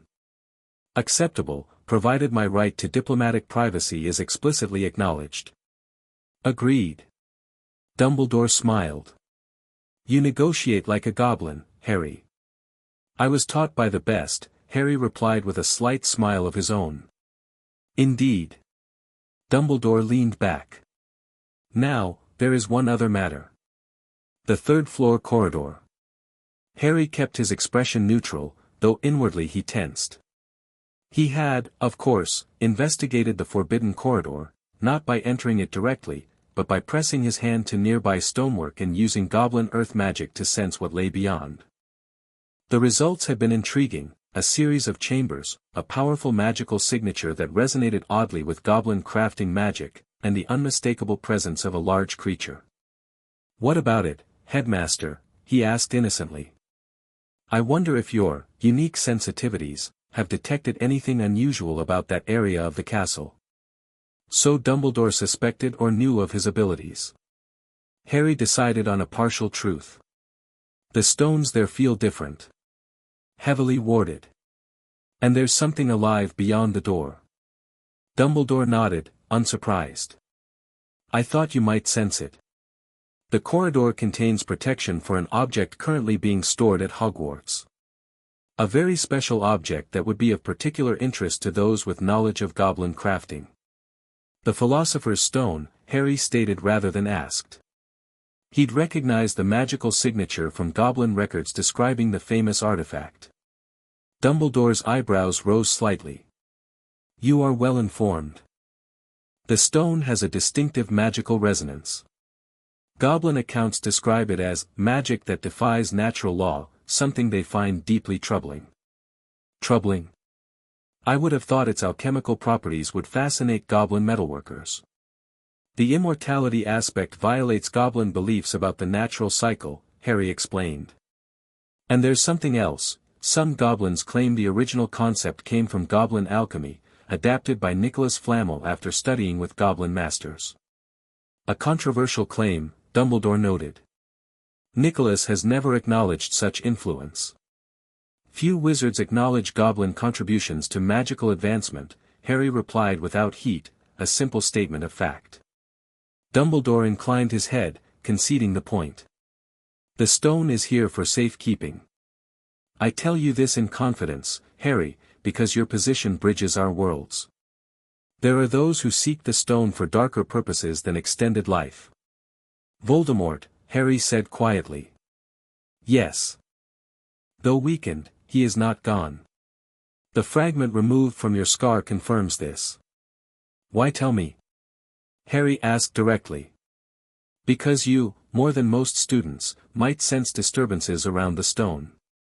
And because your unique perspective may prove valuable should complications arise. Dumbledore's expression grew serious. I do not ask you to act as guardian or to seek out danger. Merely to be aware. Harry nodded slowly. I understand. As he left Dumbledore's office, Harry considered the implications of this conversation. The headmaster was deliberately drawing him into whatever game surrounded the stone, using him as another layer of security while maintaining plausible deniability. It was exactly the kind of subtle manipulation King Nagnok had warned him about. Still, the information about the stone was valuable, particularly the confirmation of Voldemort's continued existence. This would need to be included in his next report to Gringotts, regardless of Dumbledore's new notification requirement. Halloween arrived with the smell of baking pumpkin wafting through the corridors. Professor Flitwick announced in charms that they were ready to start making objects fly, a prospect that excited everyone. He paired the students up, Harry with Seamus Finnegan, Ron with Hermione, and Neville with Dean Thomas. "Now, don't forget that nice wrist movement we've been practicing," squeaked Flitwick. "Swish and flick, remember, swish and flick. And saying the magic words properly is very important, too." As they began practicing, Harry found himself torn between the wizard technique and his goblin instincts. Levitation in goblin magic worked differently. Rather than imposing movement on an object, one reduced its connection to the earth temporarily. After a moment's hesitation, Harry decided to demonstrate the wizard approach perfectly first, then explore variations later. "Wingardium Leviosa," he said clearly, performing the precise wand movement. His feather rose steadily into the air, hovering exactly as intended. "Well done, Mr. Potter." Professor Flitwick beamed. "Perfect execution." Across the room, Hermione had also succeeded, while Ron was growing increasingly frustrated with his attempts. Harry heard his muttered, "Wingardium Leviosa," becoming more aggressive with each failure. "You're saying it wrong," Hermione told him. "It's Wingardium Leviosa, make the gar nice and long." "You do it, then, if you're so clever," Ron snarled. Hermione rolled up her sleeves, flicked her wand, and said, "Wingardium Leviosa." Their feather rose off the desk and hovered about 4 feet above their heads. After class, Ron was in a terrible mood. "It's no wonder no one can stand her," he said to Harry as they pushed their way into the crowded corridor. "She's a nightmare, honestly." Someone knocked into Harry as they hurried past. It was Hermione, and Harry was startled to see tears in her eyes. "I think she heard you," Harry said quietly. "So?" Ron looked uncomfortable but defensive. "She must have noticed she's got no friends."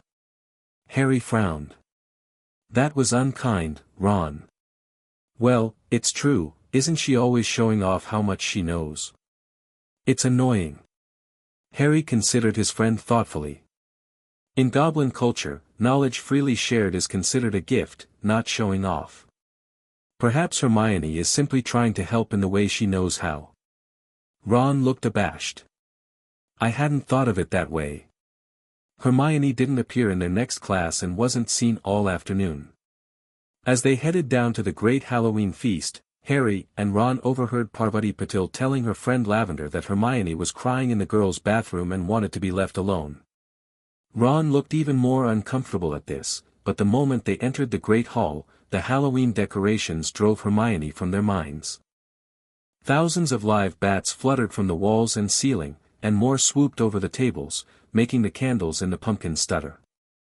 The feast appeared suddenly on golden plates, but Harry had barely taken a bite when Professor Quirrell came sprinting into the hall, his turban askew and terror on his face. "Troll, in the dungeons, thought you ought to know." He then sank to the floor in a dead faint. As pandemonium erupted, Dumbledore ordered the prefects to lead their houses back to dormitories. As Percy began shepherding the Gryffindors, Harry grabbed Ron's arm. "Hermione, she doesn't know about the troll." Ron bit his lip, clearly torn between safety and guilt. "Oh, all right," he muttered. "But Percy'd better not see us." They slipped away, joining a group of Hufflepuffs going the other direction, then darted down a deserted corridor toward the girls' bathroom.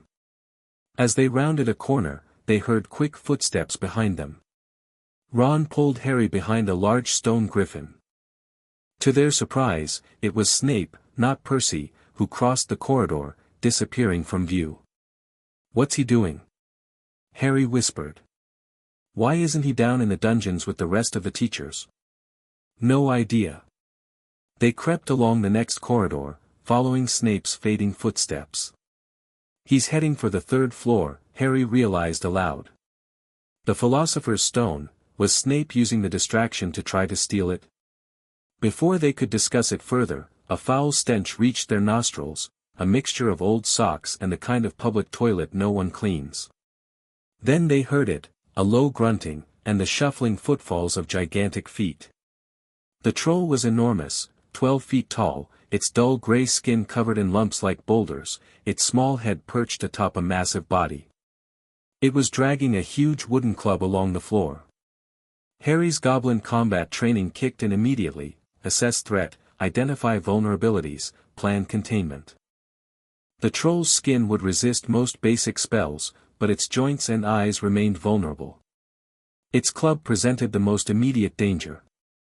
The troll stopped next to a doorway and peered inside.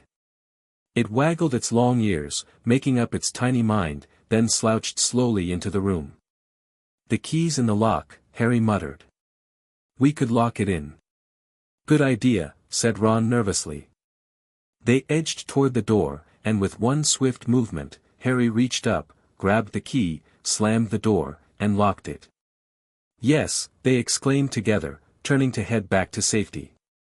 Their celebration was cut short by a high, petrified scream, coming from the chamber they'd just locked. "Hermione," they said together. Harry didn't hesitate. He turned back and unlocked the door, charging into the room with Ron right behind him. Hermione was shrinking against the wall opposite, looking as though she was about to faint. The troll was advancing on her, knocking sinks off the walls as it went. "Confuse it!" Harry shouted to Ron, grabbing a tap and throwing it against the wall with all his might.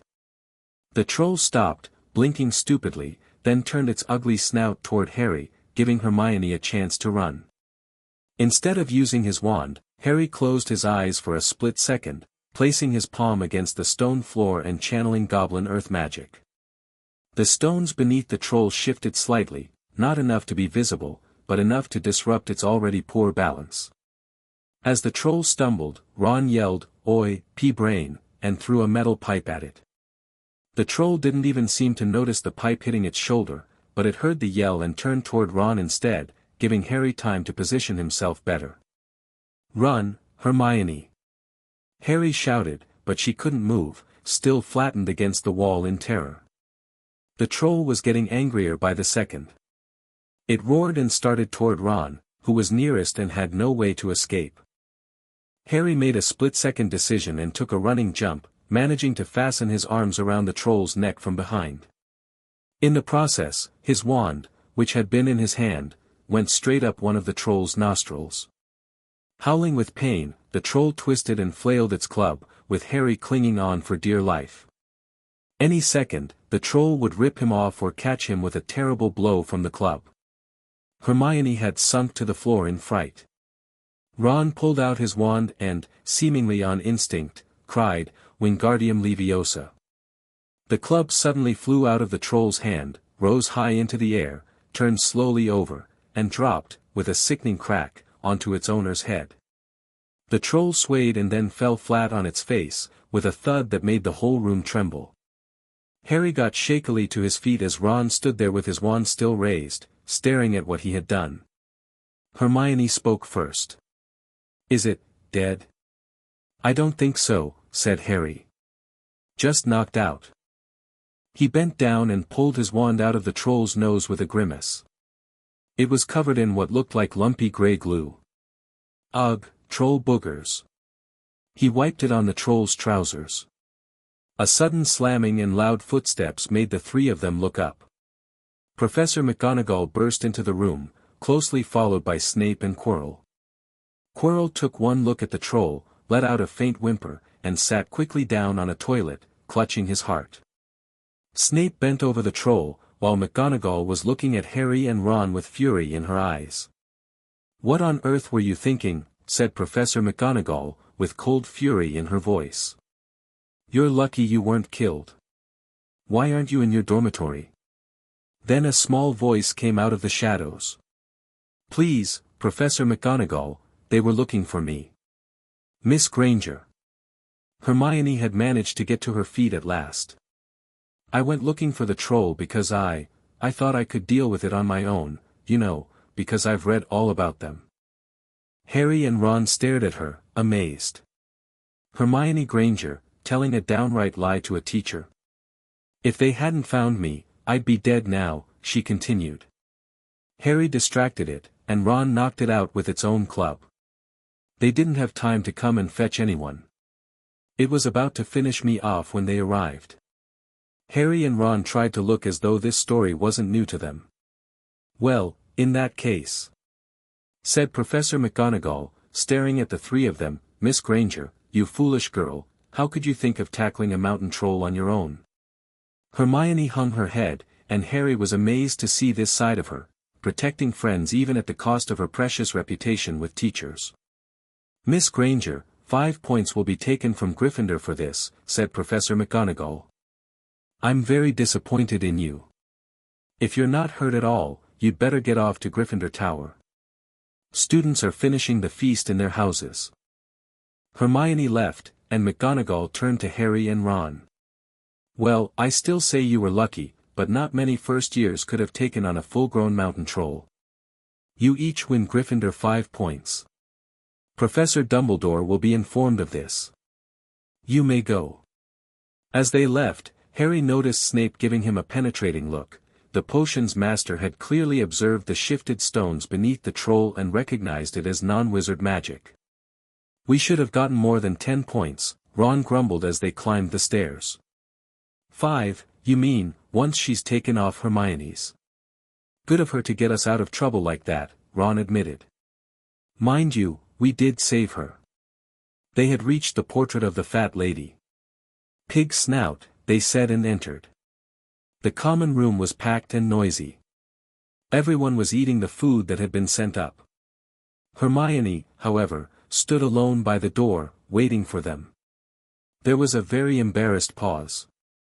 Then, none of them looking at each other, they all said, thanks, and hurried off to get plates. But from that moment on, Hermione Granger became their friend. There are some things you can't share without ending up liking each other, and knocking out a 12-foot mountain troll is one of them. As November arrived, the weather turned very cold. The mountains around the school became icy gray, and the lake like chilled steel. Every morning the ground was covered in frost. The Quidditch season had begun, and Harry attended the first Gryffindor match against Slytherin with Ron, Hermione, and Neville. Though he'd been approached about trying out for the team, his reflexes honed by Goblin training were impressive. Harry had declined, preferring to focus on academics and maintaining his dual magical development. Would nearly cried when you said no, Ron commented as they climbed into the stands. Said you'd have made a brilliant seeker. Maybe next year, Harry replied noncommittally. The truth was, Goblin culture placed little value on recreational sports, and he found it difficult to justify dedicating so much time to Quidditch when there were more pressing matters to attend to. Like the mystery of who was after the Philosopher's Stone. After the troll incident, Harry had shared his suspicions about Snape with Ron and Hermione, how he'd been heading for the 3rd floor during the distraction, and how he'd returned with a bloody leg. Hermione had been skeptical, pointing out that Snape was a Hogwarts teacher and unlikely to attempt theft under Dumbledore's nose. Harry wasn't convinced either way. His Goblin training had taught him to assess multiple possibilities without committing to a single theory prematurely. What he did know was that someone had let the troll in as a diversion, and someone was after the stone. The Gryffindor-Slytherin match was brutal. Marcus Flint, the Slytherin captain, seemed to have instructed his team to win by any means necessary. Halfway through the game, as Harry watched the Gryffindor seeker searching for the snitch, he noticed something odd about Professor Quirrell. The defense teacher was sitting in the row behind Snape, his eyes fixed unblinkingly on the Gryffindor seeker, his lips moving rapidly as though in an incantation. Harry's Goblin-trained magical senses tingled with warning. "Look at Quirrell," he murmured to Hermione, who had brought binoculars. She adjusted them to focus on the professor. He looks like he's casting something. I think he's jinxing the broom, Harry said quietly. The Gryffindor Seeker is starting to lose control. Indeed, the Seeker's broom was jerking violently, as though trying to buck him off. The crowd hadn't noticed yet, but it was only a matter of time before the jinx took full effect. What should we do? Hermione asked urgently. Harry thought quickly. Create a distraction. I'll handle the rest. While Hermione made her way toward the teacher's stands, Harry closed his eyes briefly, focusing on the goblin's silver pendant beneath his robes. It was primarily a communication device, but it had other properties, including the ability to disrupt certain types of spells. As he activated the pendant with a pulse of goblin magic, Hermione reached the row behind Quirrell and Snape.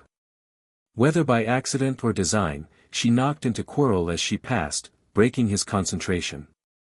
At the same moment, Harry's pendant emitted a subtle magical pulse that rippled outward, temporarily disrupting active spellwork in its vicinity. The Gryffindor Seeker's broom stopped jerking immediately, allowing him to regain control. Minutes later, he caught the snitch, securing a Gryffindor victory. After the match, Harry, Ron, and Hermione huddled in Hagrid's hut, discussing what they'd witnessed. It was Quirrell, not Snape, Harry insisted. I felt the magic. It had the same signature as something I've sensed from him before. But Quirrell's afraid of his own shadow, Ron protested. And Snape's the one who hates Gryffindor. People aren't always what they seem, Harry replied, thinking of the many layers of goblin politics he'd navigated over the years. Quirrell's stutter and nervousness could be an act. But why would Quirrell want to hurt a student? Hermione asked. Maybe it wasn't about the student, Harry suggested. Maybe it was about creating confusion, testing Hogwarts security, seeing how people would react to an unexplained accident. Yerry all barkin' up the wrong tree, Hagrid interrupted, placing a rock cake in front of each of them. Professor Quirrell's a Hogwarts teacher. He wouldn't try to kill a student. Then what was he doing, casting a spell during the match? Hermione challenged. Might have been trying to counter a jinx, not cast one, Hagrid suggested. Snape too, fair that matter. Ye need to understand, there's more going on than ye realize. Like what's hidden on the third floor? Harry asked casually. Hagrid dropped the teapot. How do you know about Fluffy? Fluffy? Ron exclaimed. Yeah, he's mine, bought him off a Greek chappie I met in a pub last year, I lent him to Dumbledore to guard the, Hagrid caught himself. The Philosopher's Stone? Harry suggested quietly. Hagrid looked thunderstruck. How'd ye? I have my ways of sensing magical artifacts, Harry said vaguely. And it fits with Flamel's recent movements. The stone wasn't safe at Gringotts, there was a break-in the day it was removed, so it's here instead. Listen to me, all three of ye, Hagrid said seriously. You're meddlin' in things that don't concern ye. Forget about the stone. That's between Professor Dumbledore and Nicholas Flamel. So there is someone called Nicholas Flamel involved, said Hermione triumphantly. Hagrid looked furious with himself. As they walked back to the castle, Harry shared his growing concerns. If Quirrell is after the stone, he's likely working for someone else. The question is who? You don't think, Hermione began nervously. Voldemort? It's possible. Harry ignored Ron's flinch at the name. The stone offers immortality and unlimited gold, exactly what a disembodied dark wizard would need to return to power. Blimey, Ron whispered. If you know who's involved. Then we need to be very careful, Harry finished. And very prepared. As Christmas approached, Harry received an official invitation from King Nagnok to return to Gringotts for the annual Goblin Winter Rituals, a cycle of ceremonies celebrating the Earth's renewal beneath the surface while dormant above. These rituals were typically closed to outsiders, but Harry's status as Goblin Lord granted him access. You're not staying for Christmas? Ron asked, disappointed, when Harry announced his plans. The Weasleys were remaining at Hogwarts while their parents visited Charlie in Romania. It's important, Harry explained. The winter rituals are central to Goblin culture. As Goblin Lord, I'm expected to participate. Will you be performing magic there? Hermione asked eagerly. Actual Goblin rituals? Harry nodded. The renewal ceremonies involve complex earth magic. It helps balance my magical core, reconciling the wizard and goblin elements. Sounds boring, Ron muttered. No presents or Christmas pudding. Different traditions, Harry corrected with a smile. Goblins exchange metals, not gifts, raw materials symbolizing potential rather than finished objects. And there's a feast of foods harvested from deep caverns, mushrooms, roots, and cave fish prepared according to ancient recipes. Ron looked horrified at the menu, while Hermione seemed fascinated. Could. Hermione hesitated, then continued in a rush. Could we come with you? Just to observe? I've read that Goblin ceremonies are completely closed to outsiders.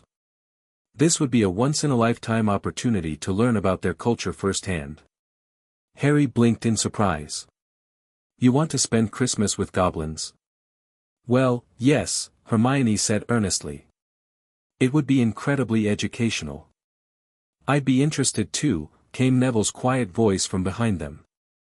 My gran says goblin plant lore is unmatched, they understand root systems better than any wizard herbologist. Harry looked at his friends with newfound appreciation.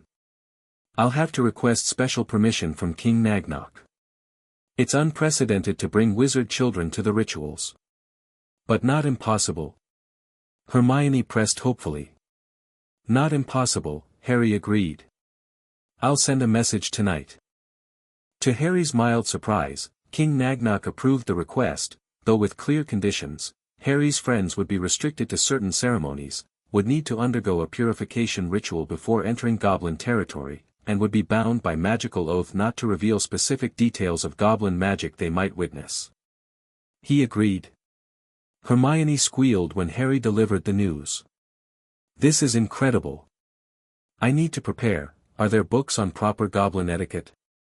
Should I bring a gift? What should I wear?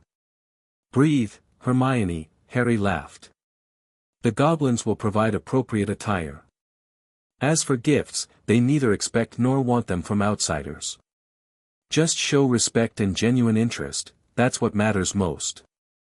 Ron had declined the invitation, looking genuinely torn but ultimately unwilling to miss Hogwarts' Christmas feast and the wizard chess tournament Percy had organized.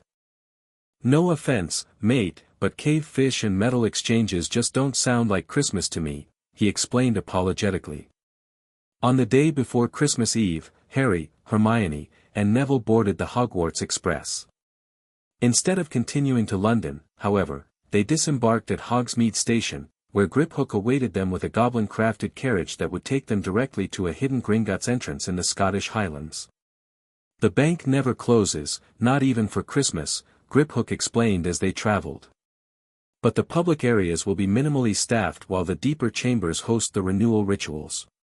Hermione peppered Griphook with questions throughout the journey, while Neville listened intently, occasionally asking insightful questions about goblin cultivation techniques. Harry watched his friends with quiet pride. They were making an effort to understand a culture most wizards dismissed or feared. The entrance to Goblin territory was concealed within a seemingly ordinary cave. As they approached, Harry felt the familiar resonance of Goblin wards recognizing his magical signature. The stone wall shimmered and parted, revealing a sloping passageway illuminated by crystals. "Welcome to Gringotts Underhold," Harry said formally as his friends stepped through. Hermione gasped at the vast cavern that opened before them, with its intricate architecture carved directly from the living rock. Neville seemed equally awestruck, especially by the gardens that lined certain terraces, plants Harry knew had been carefully cultivated to thrive without sunlight. "It's magnificent," Hermione whispered. "Nothing like what I imagined." Most wizards never see beyond the bank's public floors, Griphook noted with evident satisfaction at their reaction. This is the true heart of Goblin civilization. They were led to guest quarters, chambers typically reserved for visiting goblin dignitaries from overseas clans. The rooms were comfortable if austere by wizard standards, with furnishings carved from stone and metals rather than wood. The purification ritual will begin in 2 hours, Griphook informed them. Appropriate attire has been provided. Lord Potter will instruct you on proper protocols. After Griphook departed, Harry helped his friends understand what to expect. The purification involved ritual bathing in mineral-enriched waters, followed by anointment with oils derived from deep earth elements. They would wear simple white robes for this ceremony, symbolizing their status as seekers of knowledge rather than full participants. Remember, Harry cautioned, goblin rituals involve almost no verbal incantations. The magic flows through gesture, intent, and connection to stone and metal. You won't see wand waving or hear spoken spells. How do they focus their magic without words or wands? Hermione asked, her academic curiosity fully engaged. They view magic differently, Harry explained. Not as something to be directed or controlled, but as a natural force to be channeled and harmonized with. Words and wands are wizard constructs, tools for those who see magic as external. Goblins see it as intrinsic to all things, especially earth elements. The purification ritual itself was solemn but beautiful. Hermione and Neville followed Harry's lead, entering the sacred pools with appropriate reverence. Goblin attendants marked their foreheads with symbols representing respectful observation, distinguishing them from participants. Afterward, they were brought before King Nagnok in the ceremonial hall, a vast chamber with a domed ceiling studded with luminous crystals mimicking the night sky. The king sat upon his obsidian throne, Ragnarok standing at his right hand. Hundreds of goblins lined the hall in concentric circles, creating a path to the central dais. Goblin Lord Potter, the king acknowledged formally. You return for the renewal as tradition demands. Harry bowed deeply in the goblin manner, from the waist, with right fist pressed to heart. I honor the Earth's cycle and the clan's wisdom, Your Majesty. You bring wizard children to our sacred halls, the king continued, his tone neutral rather than accusatory. Explain your purpose. Harry straightened, gesturing to his friends. I present Hermione Granger and Neville Longbottom, scholars who seek understanding rather than advantage. They come with respect and open minds, to observe and learn. The king's gaze shifted to the 2 young wizards, who bowed nervously as Harry had instructed them. Step forward, wizard children, he commanded. Hermione and Neville approached the throne, stopping at the precise distance Harry had told them was appropriate, close enough to show courage, far enough to show deference. Why do you wish to witness our sacred traditions? The king asked directly. Hermione spoke first, her voice admirably steady despite her obvious awe. Your Majesty, I seek knowledge of magic beyond wizard understanding. Goblin wisdom offers perspectives absent from our education. I come to learn, not to judge or appropriate. And you? The king's gaze shifted to Neville. I love plants, Your Majesty, Neville said simply. Growing things. The way they connect to earth and stone. I've read that goblins understand these connections better than anyone. I want to understand too. The king's expression softened almost imperceptibly. Honest answers. Goblin Lord Potter has chosen his companions with care. He addressed the assembled goblins. These wizard children will observe the outer circle rituals as honored guests. They have taken oaths of discretion. Treat them with the courtesy due to seekers of true knowledge. And so began 3 days of ceremonies unlike anything Hermione or Neville had ever experienced. They observed the ritual of Earth's memory, where goblin shamans communed with stone to read the year's geological changes. They witnessed the forging of intent, where molten metals were shaped without tools, guided only by magical will and ritual movement. Harry participated more fully, joining Ragnarok in ceremonies deeper within the goblin realm, renewing his oaths as Goblin Lord and performing complex magical rituals that balanced his dual nature. For the first time since arriving at Hogwarts, he felt his goblin magic flowing freely, unrestrained by the need to conform to wizard expectations. On the final night, the winter solstice itself, the most important ceremony took place. The renewal of depths celebrated the Earth's continued abundance and the goblin connection to its mysteries. Even Hermione and Neville were permitted to play a small role, carrying ceremonial bowls of crystal-clear water from underground springs. The feast that followed was unlike any wizard celebration. Tables carved from single pieces of stone held platters of cave-grown delicacies. Music came from instruments made of stalactites and metal chimes. Neville discovered he had a taste for cave mushrooms prepared with mineral salts, while Hermione was fascinated by the goblin tradition of telling Earth histories, stories of geological events from the perspective of the stones that witnessed them. "I never imagined it would be like this," Hermione confessed to Harry quietly. Wizard books describe goblins as, well, greedy, cunning, and dangerous. Harry supplied with a wry smile. "Essentially, yes," she admitted. "But this is a rich culture with deep traditions. Why don't wizards see this side of goblins?" "Because goblins don't show it to them," Harry explained. "Centuries of conflict and wizard prejudice have taught goblins to keep their true culture hidden. They show wizards only what wizards expect to see, the bankers, the craftsmen, the negotiators. The spiritual side, the community, the art, these remain private." Neville, who had been listening, nodded thoughtfully. "Like how my gran keeps our family traditions private. She says outsiders wouldn't understand or respect them properly." "Exactly," Harry agreed. "It's about protecting what matters most from those who might dismiss or exploit it." On Christmas morning, they participated in the Goblin exchange ritual. Rather than wrapped presents, goblins presented each other with raw materials, unworked metals, uncut gems, or rare stones, symbolizing potential and trust in the recipient's ability to create something valuable. Harry received a small nugget of pure silver from Ragnarok, with whom his blood bond had only strengthened over the years. From King Nagnok, he received something even more precious, a tiny vial of liquid gold that the king explained was infused with ancient earth magic dating back to the founding of the Goblin nation. To Hermione's surprise, several goblins presented her with small gifts as well, a perfect crystal from Griphook, acknowledging her clarity of mind, a piece of raw copper from a goblin librarian she'd impressed with her questions, symbolizing conductivity of knowledge. Neville received a rare seed from the goblin botanist who'd taken him through the cave gardens, a gesture of significant respect. "Plant it in moonlight," the goblin instructed.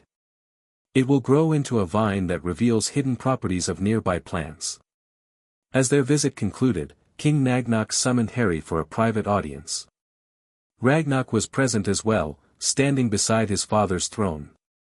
"Your wizard friends have conducted themselves with unexpected dignity," the king acknowledged. "Perhaps there is hope for greater understanding between our peoples, given time and proper guidance." "Thank you for allowing them to witness the ceremonies," Harry said. "The experience has changed their perspective significantly." "As intended." The king leaned forward. "But now to more pressing matters. Our agents report increased activity around certain followers of the Dark Wizard, those who escaped imprisonment. They seem to be searching for something, or someone." "Voldemort," Harry surmised. "They seek their master." "Precisely. And if our intelligence is correct, their search has led them toward Hogwarts." The king's expression darkened. "The stone is not merely a valuable artifact, Goblin Lord. In the wrong hands, it represents a threat to the stability of both wizard and goblin realms." "Do you believe Professor Quirrell is involved?" Harry asked directly. The king raised an eyebrow. "Your reports about the defense teacher are concerning. Our records show he took an extended sabbatical in Albania before accepting the Hogwarts position, the same region where rumors of dark manifestations have persisted for years." "Albania," Harry repeated, filing away this crucial information. "Be vigilant upon your return," Ragnarok advised. "The stone's protection may be formidable, but if the Dark Wizard has found a vessel, a way to exert his will through another." "I'll watch Quirrell more closely," Harry promised. "And keep my goblin senses attuned for any disturbance around the stone." "Good. The king nodded in approval. Now, one final matter before you depart.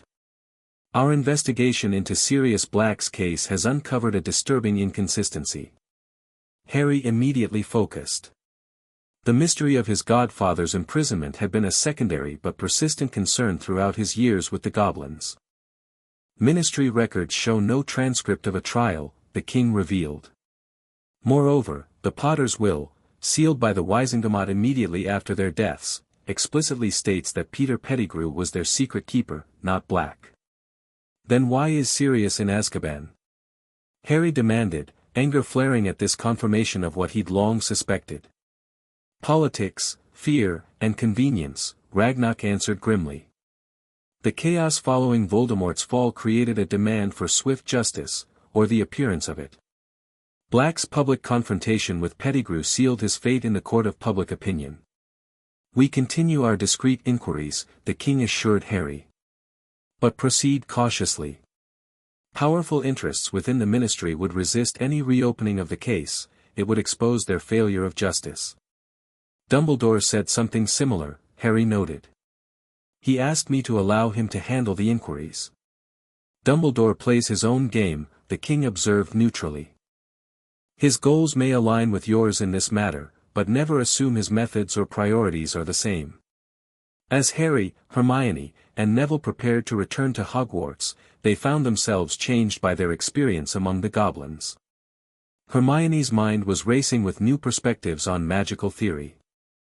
Neville stood straighter, the confidence from being recognized by goblin experts in his area of interest evident in his bearing. Thank you, Hermione told Harry earnestly as their carriage approached Hogwarts. For sharing this with us. For trusting us. You've shown me something important too, Harry replied.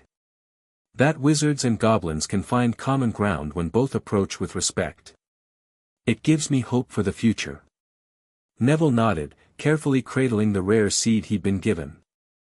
My gran always said you can judge people by how they treat those different from themselves.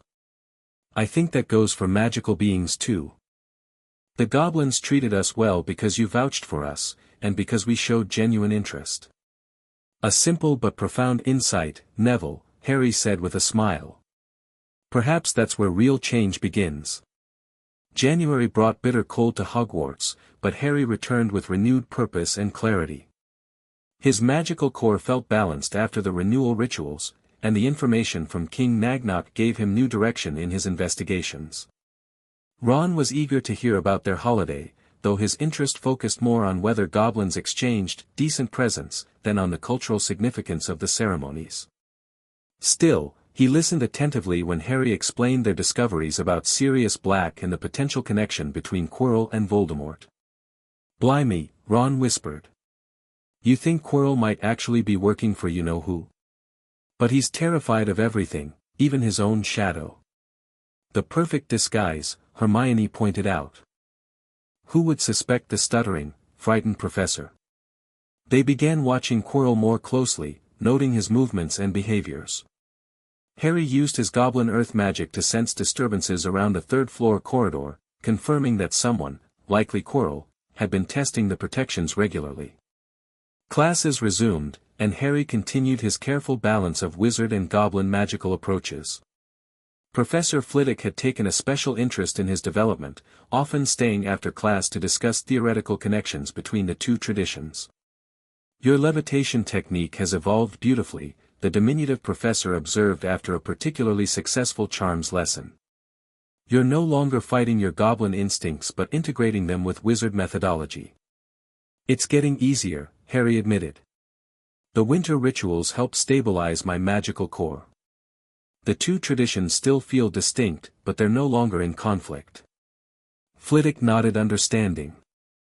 My own great-grandfather was goblin, you know. Not enough for me to access true goblin magic, but enough to appreciate the different philosophical approach.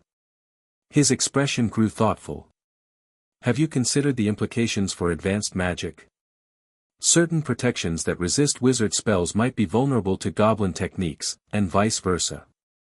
Harry pondered this. Like the protections around the Philosopher's Stone, perhaps. Flitwick's eyebrows rose. That information is not widely shared, Mr. Potter. I have my sources, Harry replied diplomatically. And certain magical signatures are distinctive to those with goblin sensitivity. Indeed. Flitwick studied him carefully. Just remember that curiosity, however academically valuable, can lead to practical dangers. The stone's protections exist for good reason. Of course, Professor, Harry agreed readily. Purely theoretical interest. As January turned to February, another mystery emerged.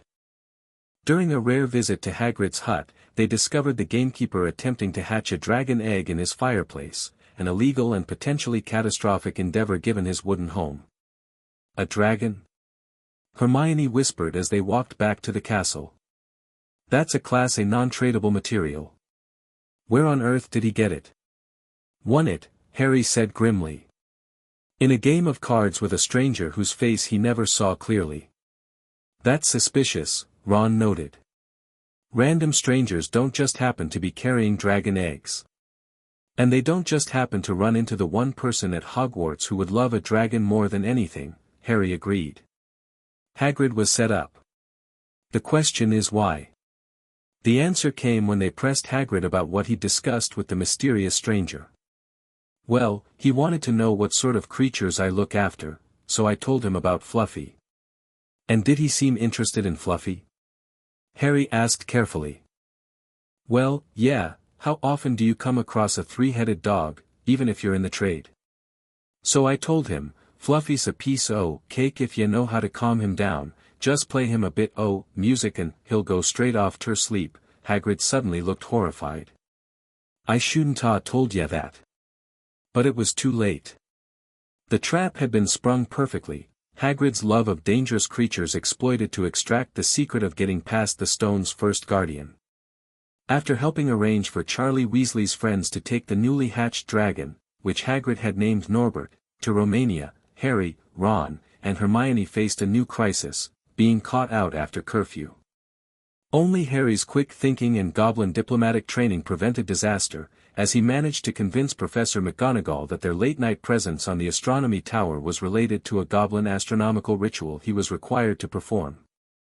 A creative explanation, Mr. Potter, McGonagall said skeptically, but one I can neither verify nor disprove given your unique status. 5 points from Gryffindor for each of you for being out after hours. Next time, request proper permission for such rituals. It was a close call, but it reminded Harry of the complex position he occupied, neither fully wizard student nor independent goblin representative, but somewhere in between. As the school year progressed toward final exams, Harry maintained his vigilant monitoring of the stone's protections. Whatever Quirrell was planning seemed to be approaching a critical point. Harry could sense increasing magical disturbances around the third floor, and the defense professor appeared more twitchy and pale than ever. During one defense against the dark arts class, Harry's scar suddenly prickled with pain as Quirrell passed close to his desk. The sensation was new and disturbing, a burning that seemed to emanate from within rather than from external stimulus. Are you all right? Hermione whispered, noticing his grimace. Fine, Harry murmured back, but he wasn't fine at all.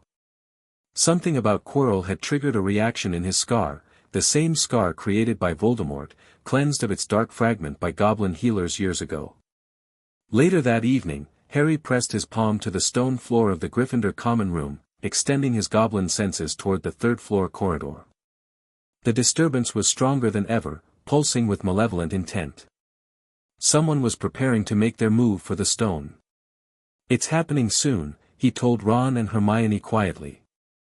Quirrell knows how to get past Fluffy now, and my scar reacted to him today. I think Voldemort is with him somehow. With him? Ron looked horrified. Like, possession. Or something similar, Harry agreed grimly. We need to alert the professors. But their warnings fell on deaf ears. McGonagall refused to believe that the stone was in danger, assuring them that it was perfectly well protected. Dumbledore, who might have listened, had been called away to London for an emergency meeting of the International Confederation of Wizards. Too convenient, Harry muttered as they left McGonagall's office. Dumbledore called away just when Quirrell is ready to move. This was planned. That night, Harry made his decision. I'm going after the stone, he told Ron and Hermione. If Quirrell gets it for Voldemort. You mean we're going after it, Hermione corrected firmly. You're not doing this alone. Ron nodded his agreement. We're with you, mate. They prepared as best they could, reviewing potential magical obstacles and protection spells. Harry briefly considered contacting Gringotts for guidance but decided against it. There wasn't time, and this was ultimately a wizard matter he needed to handle as Harry Potter rather than as Goblin Lord. Under the cover of Harry's invisibility cloak, a Christmas gift from an anonymous sender that Harry suspected was Dumbledore, they made their way to the third-floor corridor. Fluffy was already asleep, an enchanted harp playing beside him, confirming that someone had preceded them through the trapdoor. The challenges that followed tested each of them differently. They navigated Devil's Snare, flying keys, and a life-sized wizard chess set where Ron sacrificed himself to secure their victory. Hermione solved a logic puzzle involving potions, allowing Harry to proceed alone through a wall of magical fire toward the final chamber. There, as Harry had suspected, stood Professor Quirrell, without his turban, revealing a second face growing from the back of his head. The face of Voldemort. Harry Potter, whispered the face, its voice a dry rasp. We meet again. Harry assessed the situation rapidly, drawing on both his wizard training and goblin tactical education. Quirrell stood before the Mirror of Erist, a magical artifact Harry recognized from goblin records as a powerful but dangerous object that showed the viewer's deepest desire. I see the stone, Quirrell muttered, staring into the mirror. I'm presenting it to my master, but where is it? How do I get it? Use the boy, whispered Voldemort's face. Quirrell spun around. Come here, Potter. Harry approached cautiously, mind racing. The mirror clearly held the key to obtaining the stone, but how? As he stepped before it, he saw not just his reflection but a familiar scene, himself standing among both wizards and goblins, respected by both worlds. His reflection smiled, reached into its pocket, and pulled out a blood-red stone, then winked and returned it to the pocket. At that same moment, Harry felt the real stone drop into his own pocket. Well, snapped Quirrell. What do you see? Harry drew on his years of goblin diplomatic training to lie convincingly. I see myself shaking hands with Dumbledore. I've won the House Cup. He lies, hissed Voldemort. Let me speak to him, face to face. Master, you are not strong enough. I have strength enough, for this. As Voldemort's face turned fully toward him, Harry felt a searing pain in his scar, worse than before, as though his head might split open. But unlike in the traditional timeline, Harry had years of goblin pain management training. He compartmentalized the agony, focusing through it rather than succumbing. Do you see what I have become? The face whispered. Mere shadow and vapor, forced to share another's body. Unicorn blood has strengthened me, but the elixir of life will restore my body. Now, give me the stone in your pocket. Harry's hand moved toward his goblin-forged pendant instead.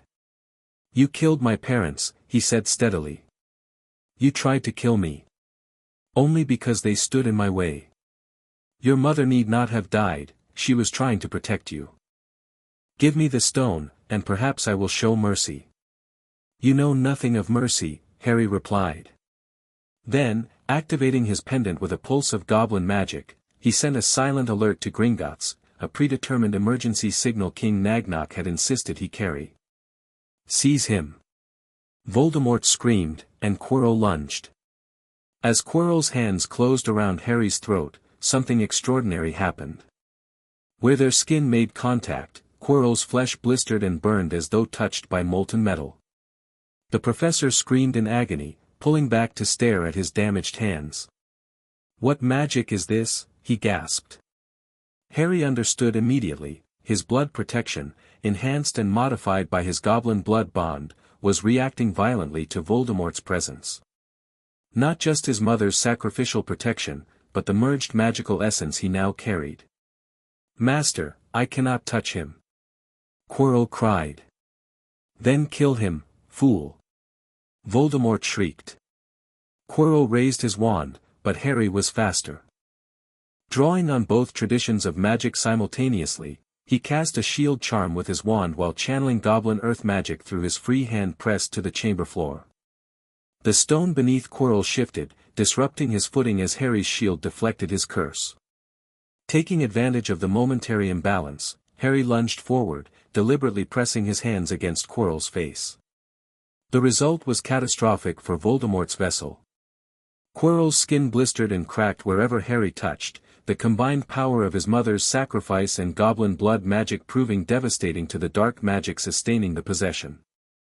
As Quirrell collapsed, a shadowy essence tore itself free from the dying body, Voldemort's spirit, howling with rage and pain. It lunged at Harry, passing through his body in a final attack. The cold sensation of the spirit moving through him was like being plunged into icy water. Harry's scar exploded with pain, and he felt darkness closing in. The last thing he saw before losing consciousness was the shadow fleeing through the wall and a flash of goblin silver as figures rushed into the chamber. Harry awoke in the hospital wing, surrounded by gifts from well-wishers. Dumbledore sat beside his bed, eyes twinkling behind half-moon spectacles. "Good afternoon, Harry," the headmaster greeted him. "Your friends will be relieved to know you've awakened. They've been quite concerned." Harry assessed his condition quickly. Goblin healing techniques had taught him to catalog injuries methodically. His magical core felt depleted but stable, his physical body exhausted but unharmed. "How long have I been unconscious?" 3 days, Dumbledore replied. "A rather spectacular magical expenditure, combining 2 magical traditions simultaneously as you did." "The stone?" Harry asked immediately. "Safe. Nicholas and I have decided it best to destroy it. He and his wife have enough elixir to set their affairs in order, and then, yes, they will die." Dumbledore smiled at Harry's concerned expression. "To one as young as you, I'm sure it seems incredible, but to Nicholas and Perenelle, it really is like going to bed after a very, very long day." Harry nodded slowly. "And Quirrell? Voldemort?" "Professor Quirrell did not survive your encounter. As for Voldemort, he abandoned his host to die and fled. He is still out there somewhere, perhaps seeking another body to share, not being truly alive, he cannot be killed." "He'll return," Harry stated rather than asked. "He'll find another way." "Yes, I fear so," Dumbledore agreed gravely. "But thanks to you, he has been delayed once more. The stone will no longer tempt him." A knock at the hospital wing door interrupted them. To Harry's surprise, Griphook entered, carrying what appeared to be an ordinary briefcase. Behind him came Ron and Hermione, looking relieved to see Harry awake. "Goblin emissary Griphook," Dumbledore acknowledged formally. "Your presence is unexpected but not unwelcome." "Headmaster," Griphook replied with equal formality. "King Nagnok received Lord Potter's emergency signal. I am here to assess his condition and provide specialized healing if required." Ron and Hermione rushed to Harry's bedside while Griphook and Dumbledore engaged in a carefully worded exchange about jurisdictional boundaries and medical authority. "You were brilliant, Harry," Hermione whispered. "Professor Dumbledore told us how you used both wizard and goblin magic against Quirrell." "Wish I could have seen it," Ron added. "Chess pieces nearly crushed me, so I missed the good part." "You were both brilliant too," Harry assured them. "We did it together." Griphook approached the bed after apparently reaching some agreement with Dumbledore. "Lord Potter, I am authorized to provide goblin healing techniques to stabilize your dual magical core." "Thank you, Griphook," Harry replied formally. As Griphook began unpacking various silver instruments and crystal vials from his case, Dumbledore addressed Ron and Hermione. "Perhaps you could give Mr. Potter some privacy for his treatment. You may return afterward."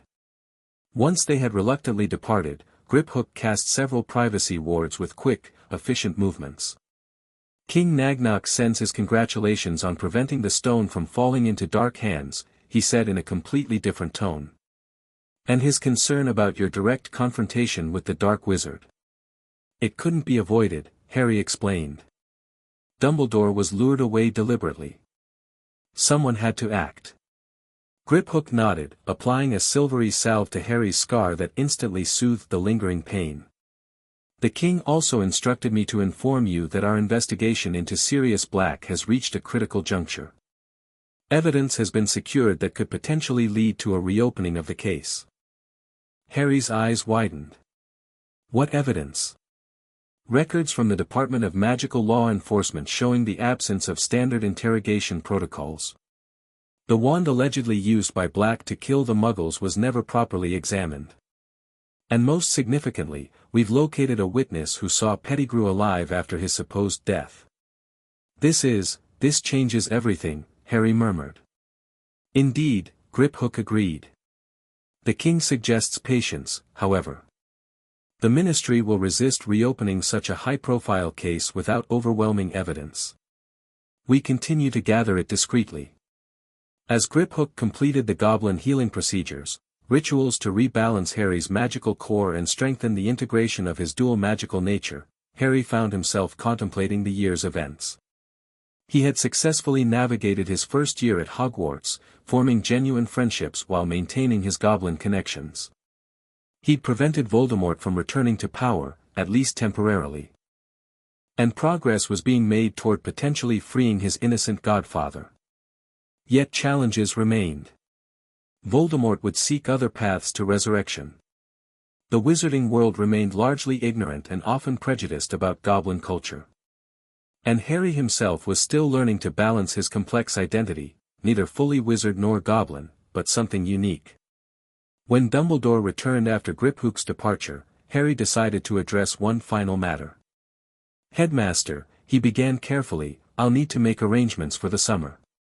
The Dursleys remain, less than ideal, despite the contractual improvements to my situation. Dumbledore sighed. The blood wards at your aunt's home provide protection that cannot be replicated elsewhere, Harry. Given Voldemort's continued existence, that protection remains vital. I understand, Harry replied diplomatically. However, as Goblin Lord, I have responsibilities that require me to spend substantial time at Gringotts as well. Perhaps a compromise? Dumbledore studied him thoughtfully. What do you propose? 2 weeks at Privet Drive to maintain the blood wards, followed by alternating weeks between there and Gringotts for the remainder of the summer. Goblin security can supplement the protection during my time away from the blood wards. The headmaster considered this carefully. Your diplomatic skills have improved considerably this year, Harry. Very well, I accept your proposal, provided certain additional precautions are implemented during transitions. As they worked out the details, Harry reflected on how differently this negotiation felt compared to their first meeting before the school year. Then, he had been an unknown quantity to Dumbledore, a child the headmaster expected to guide and direct. Now, he sensed a subtle shift in their dynamic, still not equals, certainly, but Dumbledore was beginning to recognize that Harry Potter, Goblin Lord, was not a typical student to be managed, but a young leader charting his own course between two magical worlds. Chapter 3, Silver and Blood. The summer heat bore down mercilessly on Little Whinging. Privet Drive languished under a cloudless sky, lawns turning brown despite residents' diligent watering. Inside number 4, Harry Potter sat cross-legged on his bedroom floor, eyes closed, palms resting on his knees. To an observer, he appeared to be meditating. To Harry, he was practicing something far more complex. In his mind's eye, he visualized a sphere of molten silver, watching as it cooled and hardened into intricate patterns. This was the foundation of Goblin silver magic, the ability to shape metal with magical will alone. Unlike the more common earth magic he'd practiced for years, silver magic was offensive rather than defensive, meant for combat rather than creation. Focus on intent, not form, Griphook had instructed during their first session. Silver responds to your will, but only when that will is absolute. A knock at his door broke Harry's concentration. The silver sphere in his mind shattered, fragments dissolving into nothing.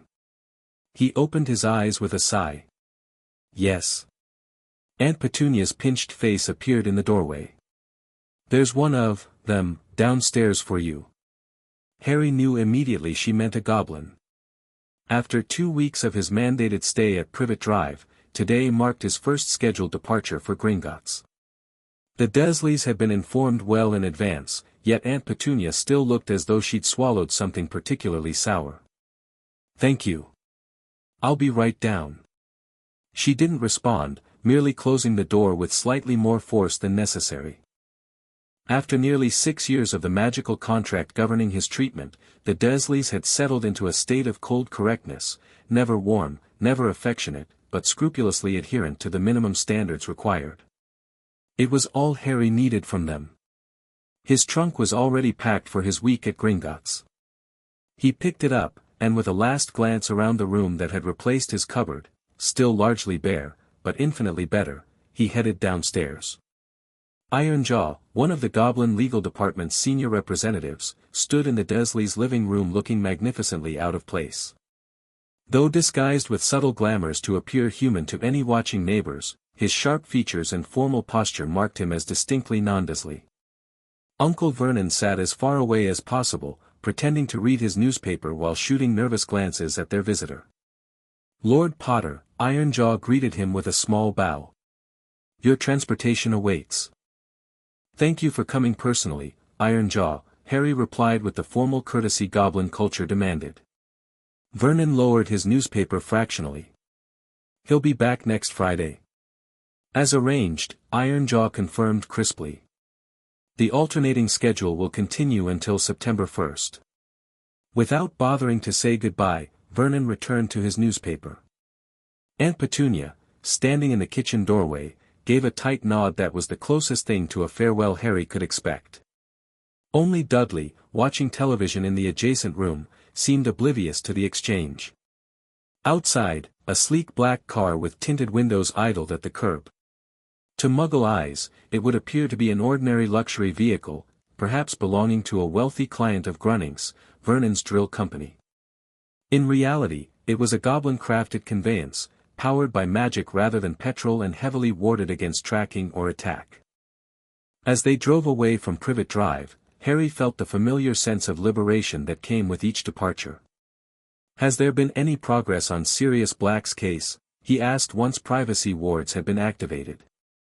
Significant, Ironjaw replied, his glamour fading now that they were away from Muggle eyes. We've secured copies of the original arrest records, or rather, the notable absence of proper records. No interrogation transcripts, no witness statements taken under veritaserum, no wand analysis. The Ministry's case rested entirely on circumstantial evidence and public hysteria. And the witness who saw Pettigrew alive? A squib living near the explosion site. Her testimony was dismissed at the time due to her status, but our legal team believes it could be admissible under current magical being rights provisions. Ironjaw's sharp teeth gleamed as he smiled. We're building a compelling case for procedural failure, if not outright conspiracy. Harry nodded thoughtfully. The Goblin approach to justice differed significantly from wizard practice, more methodical, emphasizing documentary evidence over testimony. King Nagnok still advises patience. For the moment. We approach a tipping point where the evidence becomes too substantial to ignore, but we're not quite there. Rushing would allow the Ministry to dismiss the case on technicalities. The car turned onto a seemingly abandoned country lane, then suddenly accelerated to impossible speed. The landscape outside blurred, and Harry felt the slight disorientation of magical transport. When the vehicle slowed again minutes later, they were in London, approaching the concealed entrance to Gringotts' private underground garage.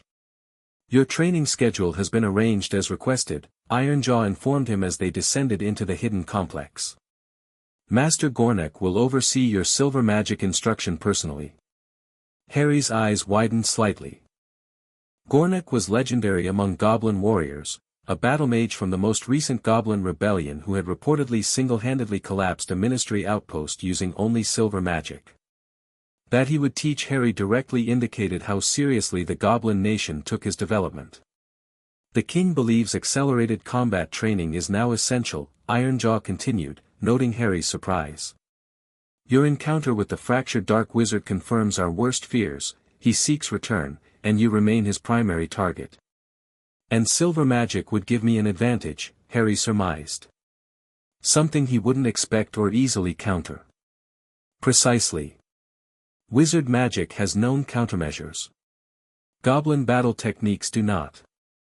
As they exited the car and entered the lower levels of Gringotts proper, Harry was greeted by the familiar sights and sounds of goblin civilization, the ring of hammers on anvils, the low murmur of gobbledygook conversations, the glow of forge fires. After a year at Hogwarts surrounded primarily by wizards, returning to this environment felt like slipping into a second home. Ragnarok awaited him in the royal antechamber, now 17 by goblin reckoning and carrying himself with the assurance of a crown prince. Their blood bond had matured over the years, allowing them to sense each other's presence even before visual confirmation. Blood brother, Ragnarok greeted him, clasping Harry's forearm in the warrior's grip they'd adopted. Your magical signature has grown stronger since I last saw you. Necessity is an effective teacher, Harry replied wryly. Confronting Voldemort required everything I had. Ragnarok's expression darkened. And yet he escaped, as spirits do when untethered to physical form. Our seers have been restless since that night, speaking of ancient compacts and forgotten debts. What do they mean? It remains unclear. But there is more. Ragnarok gestured for Harry to follow him deeper into the royal quarters, where privacy was absolute. Something stirs in the deeper histories, a name not spoken for centuries has appeared in the dream crystals. What name? Bartok. The name meant nothing to Harry, but Ragnarok spoke it with such gravity that its significance was unmistakable. Who was he? The great betrayer, Ragnarok explained as they entered his private study. A goblin mage of unparalleled power who broke faith with our people during the era of Hogwarts founding. He sold goblin secrets to human wizards, specifically, to Salazar Slytherin. Harry frowned. I've never heard this mentioned in history of magic. Wizard histories omit much that reflects poorly on their heroes, Ragnarok said without rancor, a simple statement of fact. Bartok taught Slytherin how to bind snake speech to architectural structures, how to create chambers that would respond only to certain magical signatures. In exchange, Slytherin promised him power within the new school, a position no goblin had ever held. But Slytherin betrayed him. As betrayers often recognize their own kind, Ragnarok confirmed. When the chamber was complete, Slytherin trapped Bartok within it, drawing on his life force to power the final enchantments. According to our histories, Bartok died there, but not before cursing both Slytherin and his own bloodline. Harry absorbed this information thoughtfully. And your seers believe there's a connection between Bartok's story and current events. They see silver threads linking past to present, blood oaths and ancient magic's awakening after centuries of dormancy. Ragnarok's expression was grim. Something approaches, blood brother. Something that connects the dark wizard's fragmentary existence to older, deeper magics. Before Harry could press for more details, a gong sounded, the signal for his first training session with Master Gornik. The mysteries of Bartok would have to wait. We'll speak more of this, Ragnarok promised. For now, prepare yourself. Silver magic demands absolute focus and conviction. Master Gornik was ancient even by goblin standards, his leathery skin scored with ritual scars that glinted with embedded silver. He stood barely 4 feet tall, yet emanated such presence that the training chamber, a vast space carved from solid bedrock, seemed to bend around him. So, he growled after studying Harry for an uncomfortably long moment, you are the wizard child who carries goblin blood. Show me what you already know. Harry demonstrated his proficiency with earth magic first, manipulating the stone floor into rippling waves, then hardening it instantly. He showed his ability to sense metal within stone, to detect magical signatures through solid barriers, and to disrupt simple wards through vibration manipulation. Gornik watched him passively, his only reaction an occasional grunt that might have indicated either approval or disappointment. When Harry finished, the ancient goblin lifted a gnarled hand. A silver orb materialized in his palm, not conjured, but seemingly pulled from the air itself. Earth magic is defensive, he stated. Protective. It guards and sustains. Silver magic. The orb suddenly elongated into a gleaming spike that shot forward, embedding itself in a target dummy 50 feet away with such force that the dummy exploded into fragments. Silver magic attacks. It seeks vulnerability and exploits it. It does not shield, it strikes. For the next 3 hours, Gornik drilled Harry in the fundamentals of visualizing silver, not as an inert metal, but as a conduit for pure magical intent. Unlike wizard spells with their precise incantations and wand movements, silver magic required absolute clarity of purpose and unwavering will. Your mind remains divided, Gornik observed as Harry struggled to manifest even the simplest silver construct. Wizard magic relies on external focus, wands, words, movements. Goblin magic comes from within. You cannot approach silver as you would a spell. I'm trying to integrate both approaches, Harry explained between labored breaths. Silver magic drained his core more quickly than any magic he'd attempted before. Integration is for earth magic, Gornik corrected sharply. Silver demands purity of intent. When you attack, attack completely.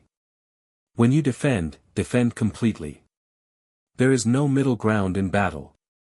By the end of the session, Harry had managed to create a small silver needle, hardly the devastating weapons Gornik had demonstrated, but a beginning. The ancient goblin dismissed him with instructions to practice visualization constantly, even during meals and rest periods. Silver responds to absolute will, were his parting words. Until your will is uncompromising, the silver will remain weak.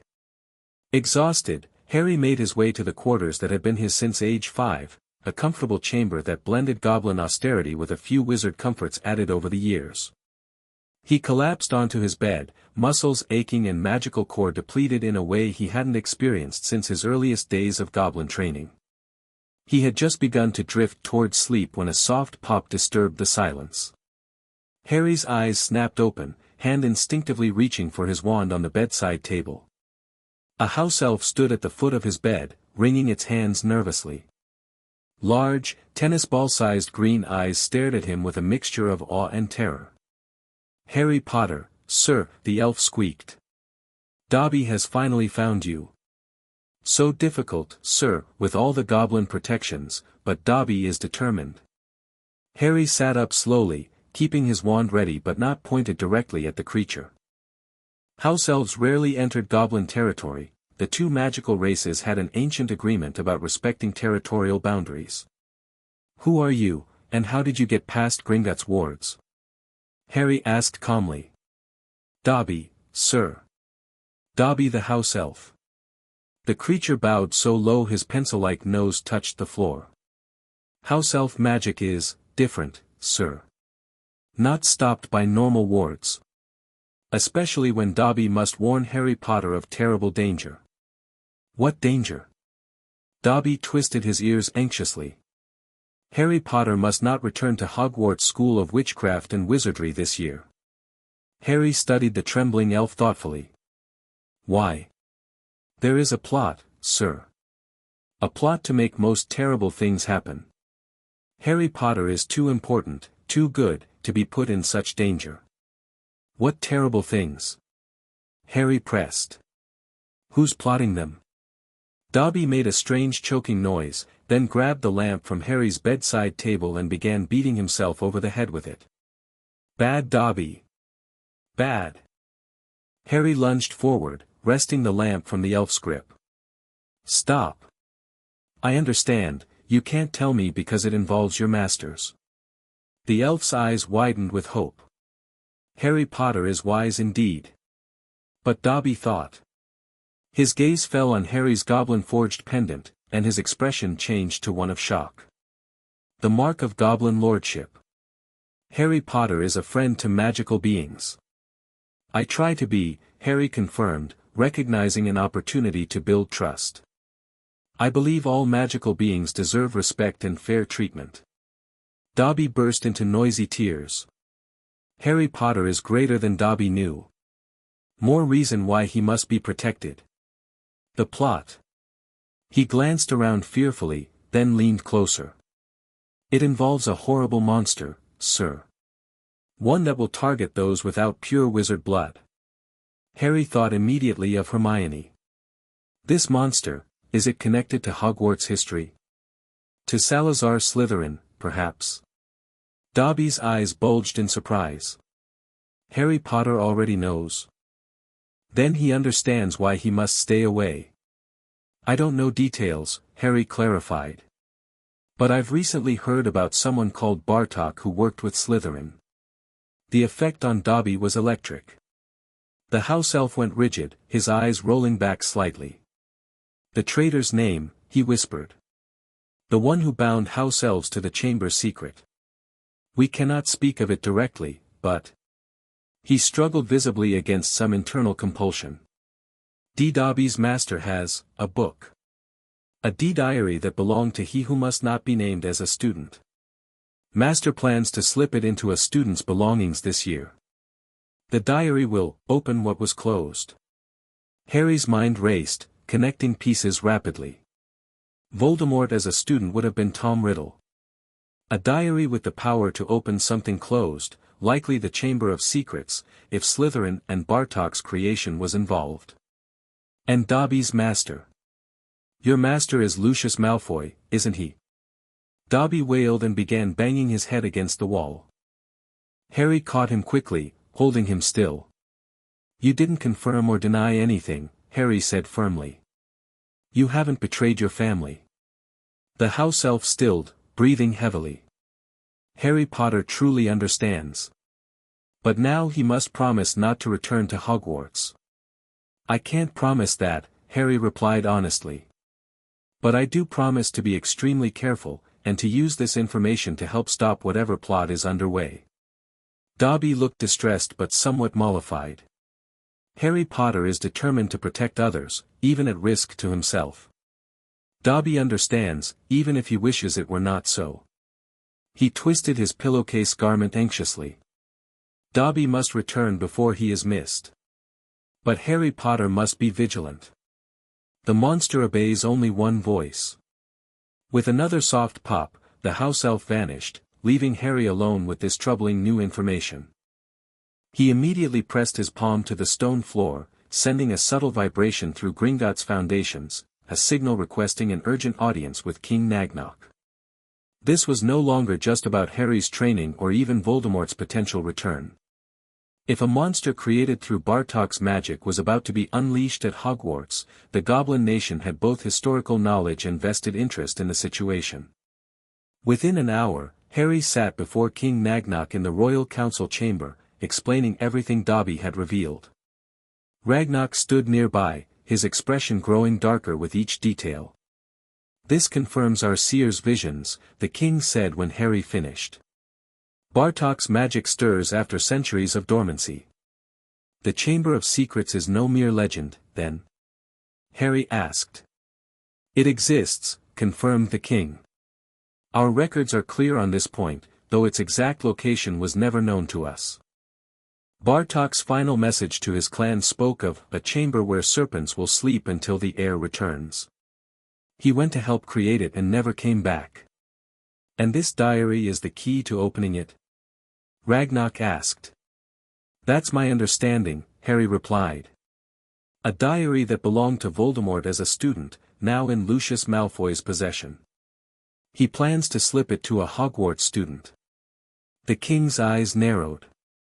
If the Dark Wizard created a diary with such power while still a student, it suggests magic beyond normal enchantment. Perhaps similar to the fragment once embedded in your scar. Another soul fragment, Harry realized with dawning horror. Stored in a diary instead of a living host. It would explain the diary's ability to act independently, Ragnok agreed. And its connection to both Slytherin's monster and Bartok's magic. King Nagnok rose from his throne, decision made. This matter requires immediate action. If Lucius Malfoy possesses a dark artifact containing a fragment of Voldemort's soul, we have grounds to notify the Ministry under the Magical Artifacts Treaty of 1832. But we must be careful, Harry cautioned. If we reveal too much about how we obtained this information, Dobby could suffer. And if Malfoy is warned before action is taken, he might move or hide the diary. A valid concern. The king considered briefly. We shall report an unspecified dark magical signature detected during routine goblin scanning of financial transactions with the Malfoy estate.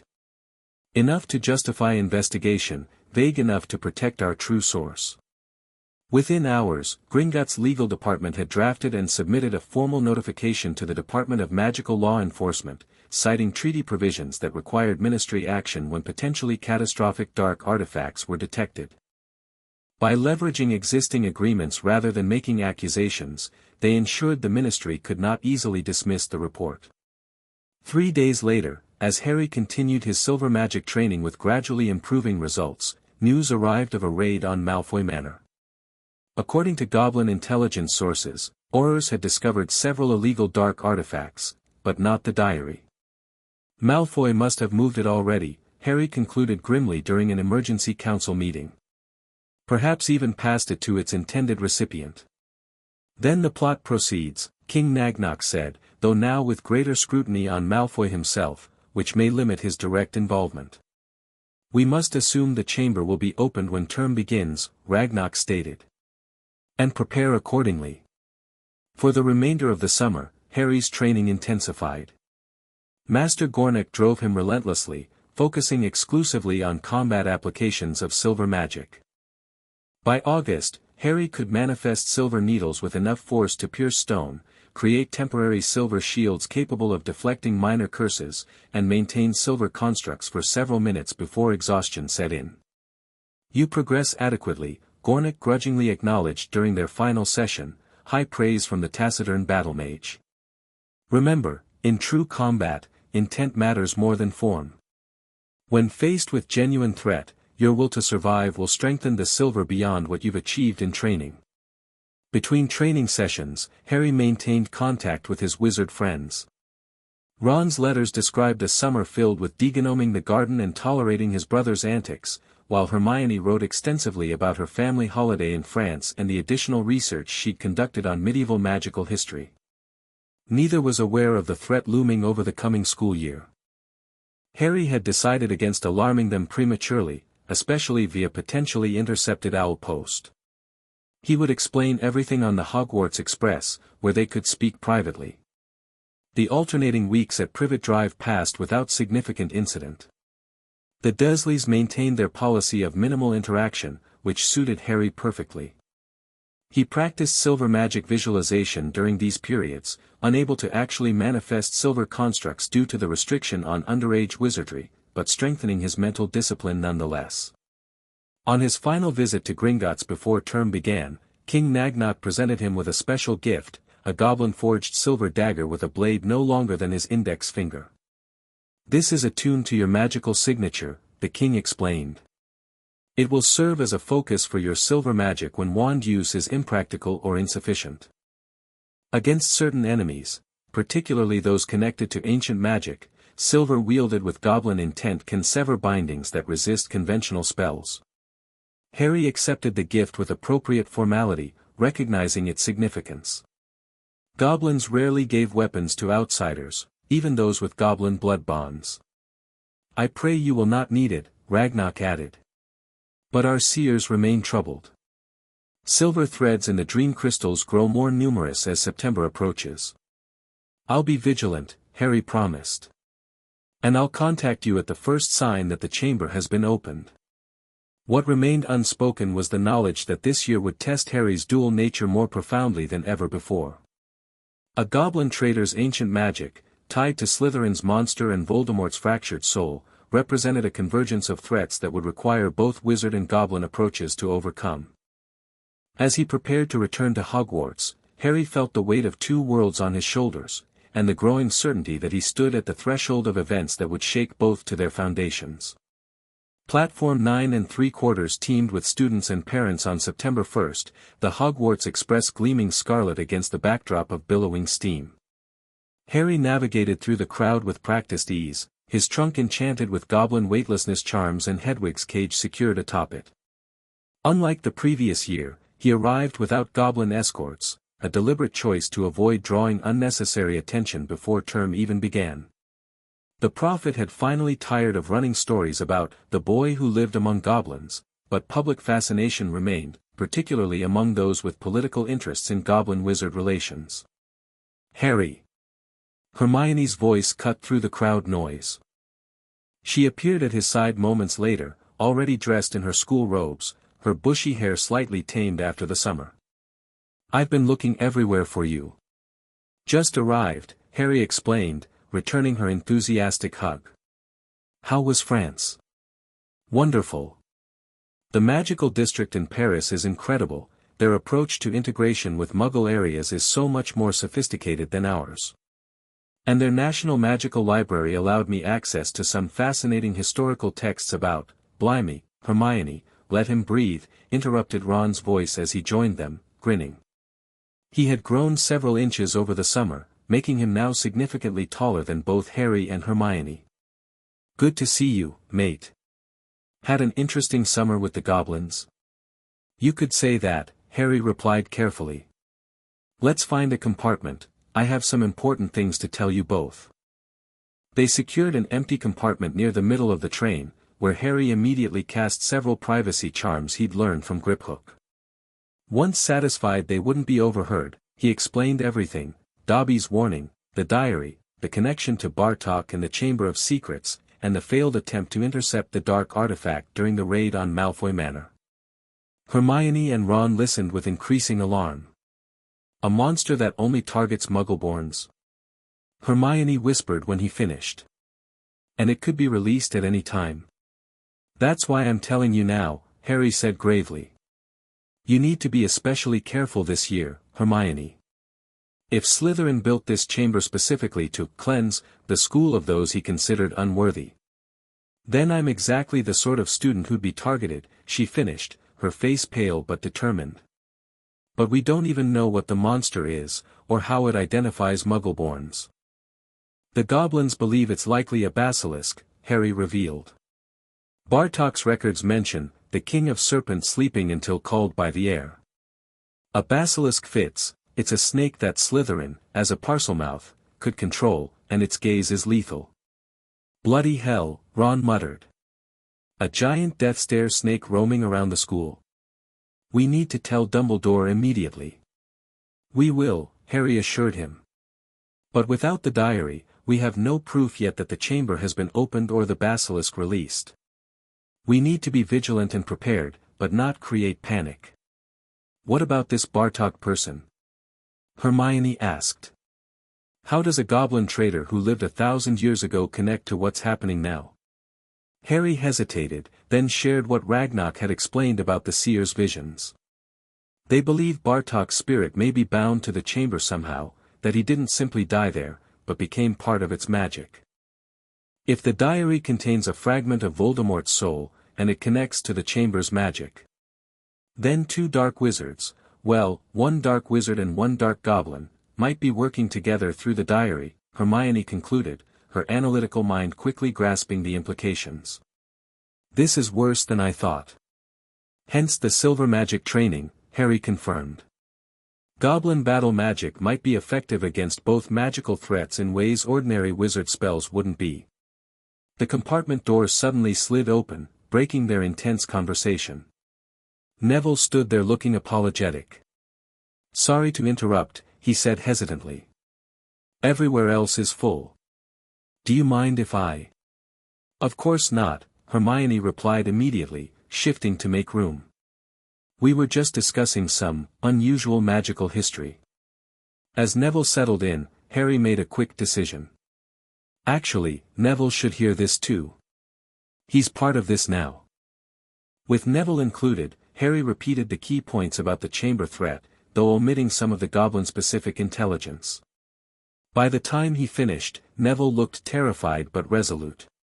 "My gran always said you know who would find ways to cause trouble even after he was gone," he said quietly. "What can I do to help?" "Keep your eyes open," Harry instructed. Report anything unusual, especially any students behaving oddly, as if they're not fully themselves. The diary likely possesses whoever has it. As the train journey continued, they strategized and prepared. Hermione began making lists of protective measures and research priorities. Ron, with his strategic mind, proposed buddy systems and safe routes through the castle. Neville, surprising everyone, offered valuable insights about certain plants that could temporarily neutralize magical creatures, including potentially basilisks. When they arrived at Hogsmeade Station, Harry felt a curious mixture of dread and determination. Hogwarts had been a place of learning and friendship during his first year, now it might become a battleground against ancient evils. As they boarded the thestral-drawn carriages, visible to Harry due to his presence at a Goblin Elder's death ceremony years before, he caught sight of Draco Malfoy smirking at a group of second-years. The blond boy's expression held a smugness that immediately raised Harry's suspicions.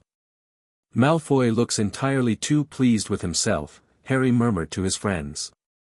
"Keep an eye on him, he might know something about his father's plans." The Great Hall welcomed them with its enchanted ceiling reflecting a clear, starry night. As the sorting ceremony proceeded for the new first years, Harry scanned the staff table, noting that most professors had returned, including, unfortunately, Gilderoy Lockhart, whose appointment as the new Defense Against the Dark Arts teacher had been announced in their school letters. "He looks like a peacock," Ron whispered, eyeing Lockhart's elaborate robes with disgust. "His books were incredibly informative," Hermione countered.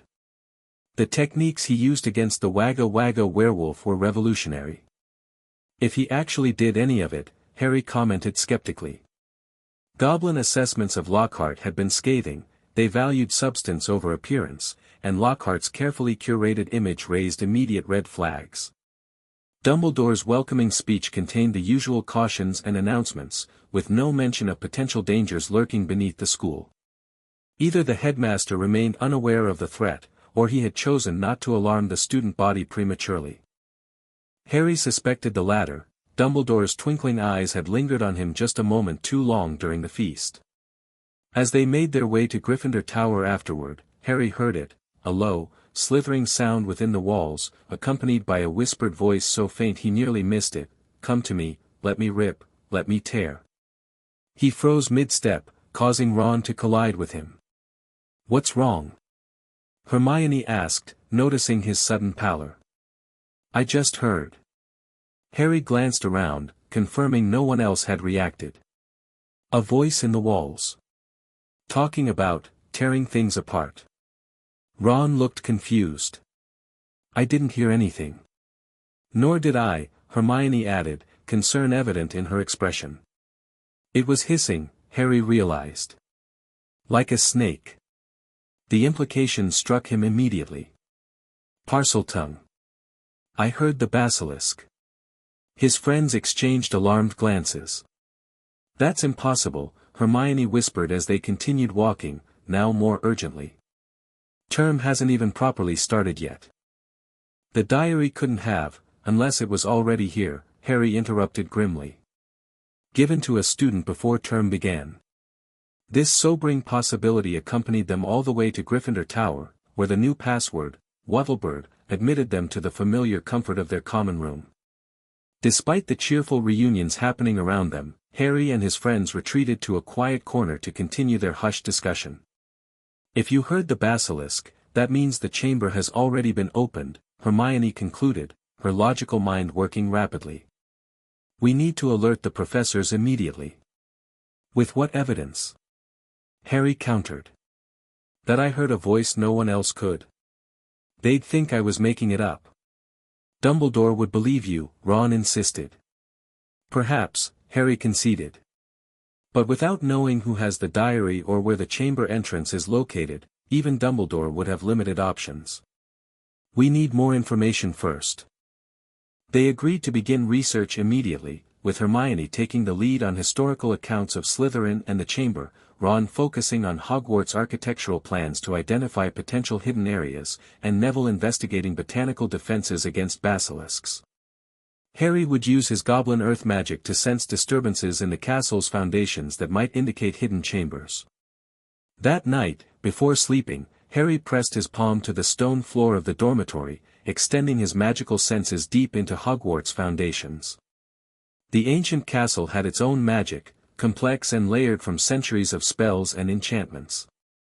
But beneath the familiar magical signatures, he detected something else, a faint resonance that felt both familiar and alien. It reminded him of goblin magic, but twisted somehow, corrupted or repurposed. Bartok's influence, perhaps, woven into the chamber's creation. The sensation was too diffused to pinpoint an exact location, but it confirmed Harry's suspicions. Somewhere beneath Hogwarts lay a chamber created through the unholy collaboration of Slytherin's wizard magic and Bartok's perverted goblin crafting. The next morning, Harry sent a coded message to Gringotts via his pendant, informing them that the basilisk was already active within Hogwarts. The goblin response came swiftly. They would prepare a team of their best cursebreakers with expertise in ancient bindings, ready to assist if the situation deteriorated. Classes began with the usual mixture of excitement and adjustment. Harry found his second-year coursework relatively straightforward after a summer of intensive goblin training, though he maintained a careful balance between wizard and goblin magical approaches to avoid drawing unnecessary attention. Professor Flitwick, who had continued mentoring Harry's unique magical development, was particularly impressed by his improved focus. "Whatever training you did this summer has sharpened your magical intent considerably, Mr. Potter," the part-goblin professor observed during their first private session of the term. "Your charm work shows remarkable precision." "I worked on harmonizing different magical traditions," Harry explained carefully, not mentioning silver magic specifically. "Finding the commonalities beneath the differences." Flitwick nodded approvingly. "A sophisticated approach for one so young. Though I sense your magic has gained an edge it didn't have before, something more assertive." The professor's perceptiveness was unsurprising given his own goblin heritage, but Harry redirected the conversation toward defensive applications of charms, which would be more immediately useful if confronted with a basilisk. Potions continued to be a complex experience. Snape maintained his outward disdain for Harry, but occasionally acknowledged his technical proficiency with begrudging nods when Harry incorporated goblin brewing refinements. Their unspoken arrangement continued. Harry demonstrated proper wizard technique first, then subtly improved results using goblin methods, while Snape pretended not to notice the deviations. Defense against the dark arts, however, proved utterly useless under Lockhart's narcissistic instruction. The man seemed more interested in reenacting scenes from his books, with Harry often dragooned into playing the monster, than teaching actual defensive magic. After a particularly ridiculous lesson involving Lockhart's supposed defeat of the Band and Banshee, Harry began organizing private defensive practice sessions with his friends in empty classrooms. Throughout September, Harry continued to occasionally hear the basilisk's voice, always distant, always brief, but confirming that someone was indeed controlling the creature. Yet weeks passed without any attacks or public signs of the chamber's opening. "Maybe the diary holder is biding their time," Hermione suggested during one of their research sessions in the library. "Or perhaps they can only partially control the basilisk at this stage." "Or they're waiting for something specific," Harry countered, remembering goblin strategies of timing attacks to maximize impact. "A symbolic date or event." His concern deepened when he discovered, through careful observation, small goblin rune marks near certain corridors, ancient protection symbols carved subtly into stone corners where few would notice them. These weren't standard Hogwarts enchantments, they were distinctly goblin in origin, and their style matched descriptions of Bartok's work from the records Ragnarok had shared. "They're boundary markers," Harry explained to his friends after finding the fifth such rune. "Goblin mages use them to define magical territories and channel power through stone structures." "Could they be from Hogwarts' original construction?" Hermione asked. "Goblins were involved in building the castle, weren't they?" "These are newer," Harry said with certainty. "And their pattern seems to be creating a pathway through the castle, perhaps marking the route to the chamber itself." October arrived with howling winds and driving rain that kept most students indoors during free periods. The tense anticipation of when and where the first attack might occur had begun to wear on Harry and his friends, especially with their inability to identify who possessed the diary. The breakthrough came, unexpectedly, during Sir Nicholas's death day party on Halloween. Harry had accepted the ghost's invitation out of politeness, bringing his friends along to what proved to be a macabre celebration in the dungeons. As they slipped away early, desperately seeking the Great Hall and its feast after enduring rotten food and freezing temperatures, Harry heard it again, the basilisk's voice, clearer than ever before: "Rip, tear, kill, so hungry, for so long." This time, the voice was moving, traveling upward through the pipes in the walls. Harry broke into a run, following the sound, his friends racing behind him in confusion until he explained what he heard. They rounded a corner on the second floor and froze. Foot-high words had been daubed on the wall between two windows, shimmering in the torchlight: "The Chamber of Secrets has been opened. Enemies of the air, beware." Beneath the message hung Mrs. Norris, Filch's cat, rigid and immobile, suspended from a torch bracket. "We need to get out of here," Ron whispered urgently. "If someone finds us," but it was too late. The sound of the feast ending reached their ears, and moments later, students flooded into the corridor from both directions. The chatter and laughter died suddenly as people caught sight of the hanging cat and the ominous message. "Enemies of the air, beware," shouted Draco Malfoy from the front of the crowd, his face flushed with excitement. "You'll be next, mudbloods." The chaos that followed was predictable: Filch's anguished accusations, Dumbledore's calm intervention, and the inevitable questioning of Harry and his friends who had been found at the scene. When the professors determined that Mrs. Norris was petrified rather than dead, Harry felt a grim confirmation of the basilisk theory. The cat had seen its reflection in the water pooled on the floor, experiencing an indirect and therefore non-lethal exposure to its gaze. In the days that followed, Hogwarts hummed with tension and speculation. Hermione threw herself into researching basilisks with renewed urgency, while Harry used his goblin senses to search for additional rune marks near the attack site. What he found disturbed him deeply: not just goblin runes, but hybrid markings that combined goblin symbols with Parseltongue script. Such a combination shouldn't have been possible. The magical traditions were fundamentally different. Only someone with knowledge of both could have created such markings. Bartok and Slytherin's collaboration went deeper than the records suggest, Harry told his friends in the Room of Requirement, which they discovered and claimed as their secure meeting place. These hybrid runes indicate they were attempting to create an entirely new magical system, one that combined the worst aspects of both traditions. But why? Neville asked, examining Harry's sketches of the markings. What were they trying to achieve? Power, Harry replied simply. By binding goblin earth magic to Slytherin's Parseltongue abilities, they could create enchantments that would outlast both of them, magic that would remain dormant but viable for centuries. Like the chamber itself, Hermione concluded.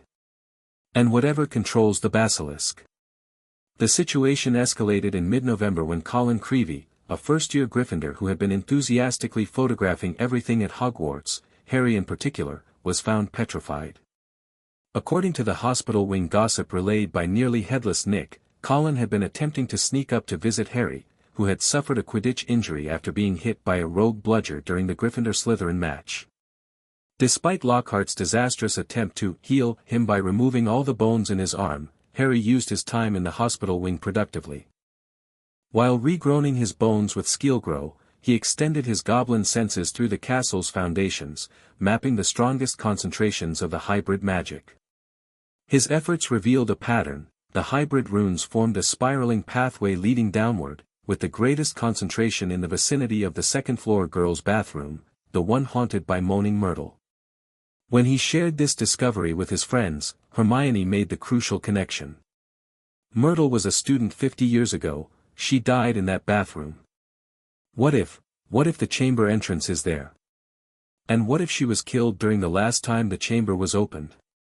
50 years ago would match when Tom Riddle was at Hogwarts, Harry noted. If the diary is his, and it's opening the chamber again, then history is repeating itself, Ron finished grimly. They decided to interview Myrtle at the first opportunity, but increased security measures following Colin's petrification made it difficult to access the bathroom discreetly.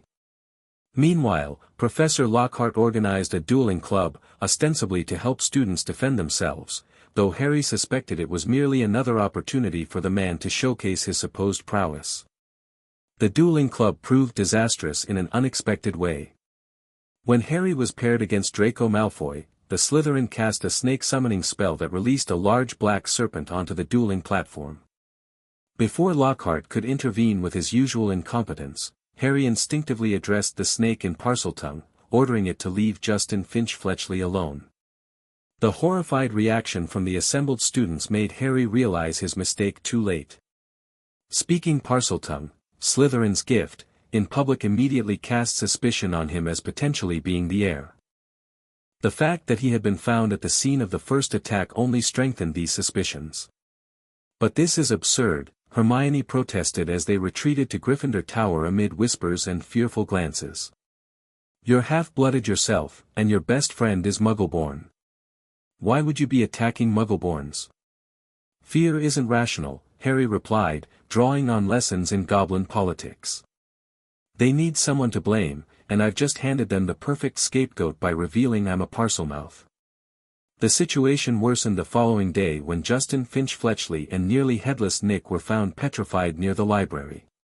Being discovered at the scene by a crowd of students cemented Harry's position as the prime suspect in many students' minds, despite Dumbledore's evident disbelief in his guilt. As the Christmas holidays approached, Harry faced a difficult decision. He had planned to return to Gringotts for the winter renewal rituals, but leaving now, when suspicion against him was at its height, might appear to confirm his guilt. On the other hand, remaining at Hogwarts would delay his ability to consult directly with the goblins about the hybrid runes and Bartok's magic. The decision was made for him when Hermione proposed using Polyjuice Potion, which she had been secretly brewing for weeks, to infiltrate Slytherin House and determine if Malfoy knew anything about the chamber or the diary. The plan required executing during the holidays when fewer students would be present to notice any behavioral inconsistencies. "I'll stay," Harry agreed reluctantly. "But I need to send a detailed report to Gringotts about what we've discovered so far." Using his pendant, Harry transmitted an extensive analysis of the hybrid runes and their pattern throughout the castle, along with his suspicion about the second-floor bathroom. The goblin response was immediate and alarming. King Nagnok recognized the rune configuration as a soul anchor design, a method Bartok had allegedly been developing to achieve a form of immortality by binding his essence to physical structures. "The similarities to the diary's function are too significant to dismiss," the king's message concluded. "We believe Voldemort may have discovered Bartok's research and adapted it to create his diary Horcrux. If so, the two magical systems are not merely similar, but deliberately connected." This revelation cast the chamber threat in an even more dangerous light. They weren't facing two separate magical traditions working in parallel, but a deliberate fusion of the darkest aspects of both, refined over centuries. The Polyjuice infiltration of Slytherin, executed on Christmas Day, yielded less information than hoped. Malfoy confirmed that the chamber had been opened 50 years ago, resulting in a Muggleborn student's death, but denied any knowledge of who the current heir might be. His dismissive comment that his father had instructed him to keep his head down and let the heir get on with it suggested Lucius Malfoy was indeed involved, but Draco himself was not the diary's possessor. The most significant breakthrough came in January when Hermione, after weeks of careful research, confirmed beyond doubt that the monster was indeed a basilisk. "Everything fits," she explained, showing them a page torn from an ancient library book. "Its lethal gaze, Slytherin being a Parselmouth who could control it, its extremely long lifespan, and most importantly, spiders flee from it. Remember how all the spiders have been leaving the castle? But if it's so deadly, why hasn't anyone died yet?" Ron asked. "Because no one has looked it directly in the eye," Harry realized. Mrs. Norris saw its reflection in the water. Colin saw it through his camera. Justin must have seen it through nearly headless Nick, who, being already dead, couldn't die again but could be petrified. Armed with this confirmation, they focused on locating the chamber's entrance. Harry was certain it lay in Myrtle's bathroom, but they needed to question the ghost about the circumstances of her death to confirm this theory. Their opportunity came during a particularly chaotic day when Peeves had flooded the third-floor corridor, creating a distraction that allowed them to slip into the out-of-order bathroom unobserved. Myrtle, initially hostile, became unexpectedly cooperative when Harry addressed her respectfully and expressed genuine interest in her death, apparently a topic she rarely got to discuss at length. Her account confirmed their suspicions. She had died 50 years ago after hearing a boy speaking a strange language in the bathroom, then seeing a pair of great yellow eyes by the sink. Examination of the sink revealed a tiny snake scratched into one of the copper taps, a Slytherin mark. More significantly to Harry, barely visible goblin runes surrounded the snake, forming a locking mechanism that responded to both Parseltongue and earth magic. "This is it," he confirmed, running his fingers over the hybrid markings. The entrance to the Chamber of Secrets. Before they could decide on their next step, Valentine's Day brought an unexpected complication. Lockhart's ridiculous festivities included dwarfs dressed as cupids delivering musical valentines throughout the school. One such dwarf tackled Harry in a crowded corridor, causing his bag to split open and spill its contents everywhere. In the ensuing chaos, Harry noticed Ginny Weasley, Ron's younger sister who had been oddly withdrawn all year, staring in horror at a small black book that had fallen from his belongings. When he retrieved it, he realized it wasn't his. It was an old diary with T.M. Riddle stamped on the cover. The diary. Somehow it had been slipped into his possessions, either as an attempt to frame him or because the previous owner was trying to get rid of it. Harry's immediate instinct was to destroy it, but his goblin training cautioned against hasty action with unknown magical artifacts. Instead, he secured it in a warded compartment of his trunk until he could consult with Gringotts. That night, he sent an urgent message: "Have acquired the diary. Confirmed chamber entrance location. Awaiting instructions." The response came not via his pendant, but in person. 3 days later, during breakfast in the Great Hall, the massive doors swung open to reveal an unexpected delegation: Prince Ragnarok himself, accompanied by 4 goblin guards in formal battle attire, carrying ancient weapons of goblin silver. The entire hall fell silent as the goblins marched directly to the Gryffindor table. Dumbledore rose from his seat at the high table, his expression a mixture of surprise and concern. "Prince Ragnarok of the Ironclaw clan," the headmaster acknowledged formally. "Hogwarts did not receive notification of an official goblin visit." "This is not a scheduled diplomatic function, headmaster," Ragnarok replied, his voice carrying clearly through the silent hall. "We come on urgent business concerning ancient goblin magic detected within these walls, magic that violates the treaties of 1752 and 1832. Harry stood as Ragnarok approached him. They clasped forearms in the traditional warrior greeting, causing renewed whispers throughout the hall. "Blood brother," Ragnarok said, switching to gobbledygook. "The king has authorized immediate intervention. The diary contains magic that threatens both our peoples." Harry nodded, responding in the same language. "I've secured it temporarily, but its influence is spreading. Slytherin's monster has already attacked multiple students." Dumbledore descended from the high table, approaching with measured steps. "Perhaps this discussion should continue in my office, gentlemen. With the appropriate Hogwarts staff present. This matter concerns more than just wizard authority, headmaster," Ragnarok replied firmly. "What stirs beneath Hogwarts involves goblin, wizard, and other magical beings' interests. The political implications of goblins asserting rights within Hogwarts were enormous, and Harry could see Dumbledore calculating his response carefully. "I propose a council," Harry suggested, speaking English so all could understand. "Representatives of all affected magical communities, wizard, goblin, centaur, even house elf, to address this threat collectively." Dumbledore's eyebrows rose slightly, but he nodded. "A wise suggestion, Harry. Such cooperation would indeed be unprecedented but potentially valuable." He turned to address the students, who had been watching the exchange in stunned silence. "Classes will proceed as scheduled. Heads of houses, please join us in my office immediately. Prince Ragnarok, your delegation is welcome to accompany us." As they left the Great Hall, trailed by Professors McGonagall, Flitwick, Sprout, and Snape. Harry caught Ron and Hermione's eyes, giving them a subtle nod. They would implement their contingency plan, gathering all their research on the chamber and the basilisk to present at the council. Dumbledore's office soon hosted the most unusual gathering in Hogwarts' recent history.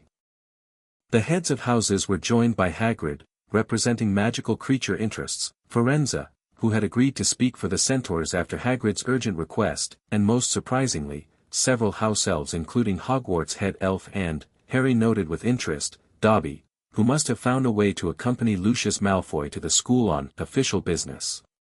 When everyone was assembled, Harry placed Riddle's diary in the center of Dumbledore's desk. "This is what's been causing the attacks. It's a magical artifact created by Tom Riddle, who later became Voldemort, during his time at Hogwarts 50 years ago. It contains a fragment of his soul," Ragnarok added, causing gasps from several of those present. "Similar to the fragment once embedded in Lord Potter's scar and removed by goblin healers."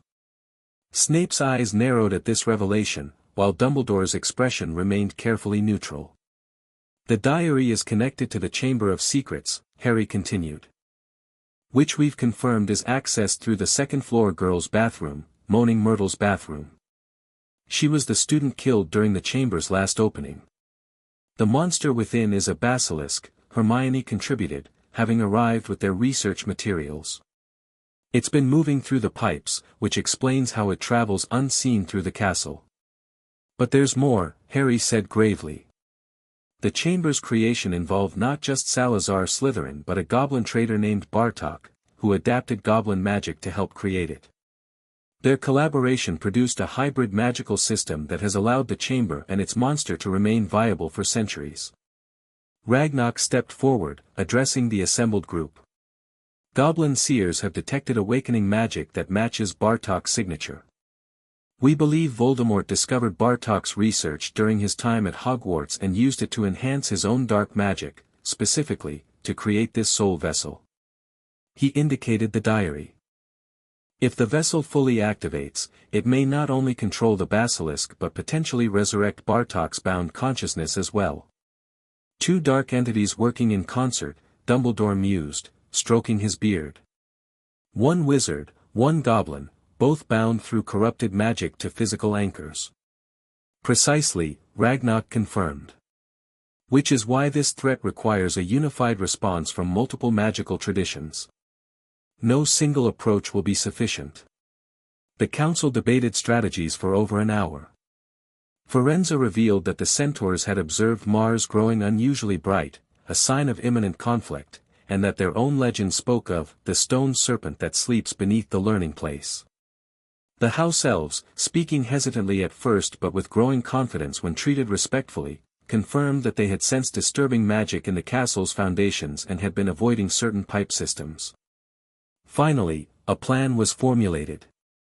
The school would not be evacuated, doing so would likely trigger whoever controlled the diary to take desperate action, but security measures would be dramatically increased. Professors would escort students between classes, and a temporary suspension of the usual house divisions would allow Muggle-born students to be integrated with purebloods during all activities, providing protection through numbers. Most importantly, a joint wizard-goblin team would enter the chamber itself, led by Harry, whose Parseltongue abilities were necessary to open it, and supported by Ragnarok, Dumbledore, McGonagall, and Flitwick, whose part-goblin heritage might prove valuable against hybrid magic. "The basilisk itself can be neutralized temporarily by the crow of a rooster," Hermione explained. "That's its primary weakness according to the texts. All the school roosters have been killed," Hagrid noted glumly. "Found with their necks wrung back in December. We've brought goblin-crafted silver weapons," Ragnarok countered. "Silver infused with rooster blood, specifically designed to combat serpent magic." As preparations were being finalized, a haunting, magically amplified voice echoed throughout the castle, "Her skeleton will lie in the chamber forever." "Another attack," McGonagall gasped, turning pale.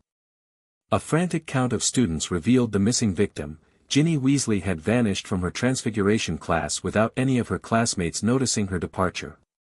"It's been her all along," Harry realized with horror. She's been possessed by the diary. That's why she looked so terrified when she saw it among my things. She thought she'd finally gotten rid of it. With time now of the essence, the planned expedition to the chamber was hastily modified. Ron insisted on joining to help save his sister, while Hermione's extensive research knowledge made her too valuable to exclude. Ragnock distributed Goblin silver weapons to key members of the party, a short sword for Harry, knives for Ron and Hermione, and specialized equipment for the professors. Remember, Dumbledore cautioned as they prepared to enter Myrtle's bathroom, our primary objective is to rescue Miss Weasley and contain both the diary and the basilisk. Avoid direct eye contact with the creature at all costs.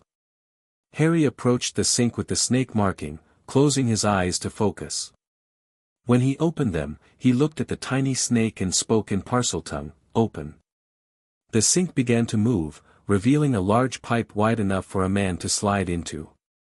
At the same moment, Harry pressed his palm against the goblin runes surrounding it, channeling earth magic to activate the secondary unlocking mechanism. The hybrid lock responded to both commands, and the pipe expanded further, stone steps forming along its sides to allow for controlled descent. "Ingenious," muttered Flitwick, examining the dual magical system. Requiring both magical traditions to fully activate. They descended in formation, Harry and Ragnock in the lead, followed by Ron, Hermione, and the professors. The tunnel stretched deep beneath the school, eventually opening into a cavernous chamber lined with serpentine statues and illuminated by an eerie greenish light. At the far end stood a massive stone face, Salazar Slytherin, with its mouth wide open, forming a secondary entrance. Before it lay a small, still form with flaming red hair, Ginny Weasley, deathly pale but apparently still breathing. And beside her stood a tall, handsome young man who seemed oddly blurred at the edges, not fully corporeal, but more substantial than a ghost. He held Ginny's wand and was idly twirling it between his fingers. "Tom Riddle," Harry said, recognizing him from the description in the diary. The young man smiled coldly. "Harry Potter. I've been so looking forward to meeting you. And you've brought friends, how convenient." Harry noted that Riddle's gaze lingered on Ragnock with particular interest. "You won't be meeting anyone else today," Harry replied firmly. "Release Ginny and surrender the diary." Riddle laughed, a high, cold sound that echoed unnervingly through the chamber. "I'm afraid Ginny can't be released. Her life force is being transferred to me with every passing minute. Soon, I will be fully restored, and she will be dead." "A soul transfer ritual," Ragnock growled in recognition. "Ancient magic, forbidden by both our peoples." "Yes, Goblin Prince," Riddle replied with a slight bow that was more mockery than respect. "Your ancestor Bartok was most helpful in designing it, though he didn't realize at the time that I would improve upon his work significantly." "Bartok died centuries before you were born," Dumbledore interjected, his wand held ready but not yet raised. "Did he?" Riddle's smile widened. "Are you certain, Professor? Perhaps you should ask the chamber itself." He turned toward the stone face of Slytherin and spoke in Parseltongue, "Awaken your guardian and your architect, greatest of the Hogwarts Four." Two things happened simultaneously. The mouth of the statue began to open wider, revealing a dark tunnel from which came a rustling, slithering sound. At the same time, the very stones of the chamber floor began to shift and reform, rising up to create a humanoid figure composed entirely of the chamber's rock, a crude approximation of a goblin form, but with glowing red eyes that matched Riddle's own. "May I introduce Bartok?" Riddle said pleasantly, gesturing to the stone figure. "Or rather, what remains of him after Slytherin betrayed him. His consciousness has been bound to the chamber for centuries, a fate he found most distressing until I discovered him during my own explorations. We came to an arrangement," the stone figure spoke, its voice like grinding rocks. "The wizard would help free me from my prison, and I would share the secrets of soul binding that Slytherin stole before entrapping me." "A most productive partnership," Riddle agreed. "Though temporary, I'm afraid. Once I'm fully restored, neither Bartok nor the basilisk will be necessary any longer." As if on cue, the enormous serpent began to emerge from Slytherin's mouth, first its massive head, then its seemingly endless coiled body. "Don't look at its eyes!" Hermione shouted, and everyone immediately averted their gaze. Harry felt Ragnarok press something into his hand, a small mirror. "Indirect vision," the Goblin Prince murmured. "Use it to track the basilisk's movements." The battle erupted with shocking speed. Dumbledore conjured a flock of roosters that began to crow frantically, causing the basilisk to writhe in pain. Bartok's stone form gestured sharply, and the floor beneath the roosters transformed into quicksand, swallowing them instantly. "I've had centuries to master this chamber's magic," the stone goblin growled. "You cannot defeat me here." Harry caught Ragnarok's eye and nodded, they had anticipated this possibility. Together, they drove their silver weapons into the chamber floor, Harry channeling his wizard magic through his wand while Ragnarok activated ancient goblin battle runes on his sword. The combined magical assault disrupted Bartok's connection to the stone, causing his form to fracture momentarily. Meanwhile, McGonagall and Flitwick engaged the basilisk, conjuring mirrors and metallic surfaces to confuse it with reflections of its own deadly gaze. Ron had rushed to Ginny's side, trying desperately to wake her while Hermione protected them both with a shield charm against falling debris. Riddle, growing more solid by the minute, laughed at their efforts. "You cannot save her," he told Ron callously. "Her life is being consumed to restore mine. And once I return, Lord Voldemort will rise again, greater and more terrible than before." "You're not Voldemort yet," Harry challenged, dividing his attention between Riddle and the thrashing basilisk. "Just a memory trapped in a book." "A memory with the power to control Slytherin's monster and awaken Bartok's bound spirit," Riddle countered. "More than enough to deal with you." He directed the basilisk in Parseltongue, "Ignore the distractions, kill the boy." The massive serpent turned toward Harry, who could see its reflection moving in the mirror he held. He dropped the mirror and ran, drawing the creature away from his friends while frantically trying to recall everything he'd learned about basilisks. The creature's scales would repel most spells, but its eyes and mouth were vulnerable. Harry needed to get close enough to strike without looking directly at it, a nearly impossible task. Unless... He reached for his goblin silver pendant, activating its most powerful feature, a brief magical blindness that would block his physical vision while enhancing his goblin earth sense. For 30 seconds, he would be immune to the basilisk's gaze but able to perceive it through vibrations in the chamber floor. As his vision went dark, Harry's other senses heightened dramatically. He could feel the basilisk's massive body sliding across the stone, sense the magical signatures of everyone in the chamber, even detect the pulse of energy flowing from Ginny to Riddle's increasingly solid form. The basilisk lunged. Harry dodged based purely on the vibrations he sensed, then countered with a spell chain he practiced extensively with Master Gornick, not standard wizard combat magic, but goblin silver magic channeled through his wand rather than a metal focus. Silver light erupted from his wand, forming not a defined spell but a whip-like energy that sliced through the air. The basilisk shrieked as the silver magic connected with its right eye, puncturing the magical membrane and blinding it partially. Across the chamber, Dumbledore and Ragnarok had managed to destabilize Bartok's stone form through coordinated magical assault, wizard spells that transfigured the stone's composition working in concert with goblin magic that disrupted its binding enchantments. The stone goblin was crumbling, but still dangerous, hurling pieces of itself like projectiles at his attackers. "The diary!" Hermione shouted, dodging a stone fragment. "Everything is connected through the diary. It's the primary anchor." Harry's magical blindness was fading, forcing him to close his eyes again to avoid the basilisk's remaining good eye. He could hear Riddle commanding the serpent to finish him, feel it approaching rapidly from behind.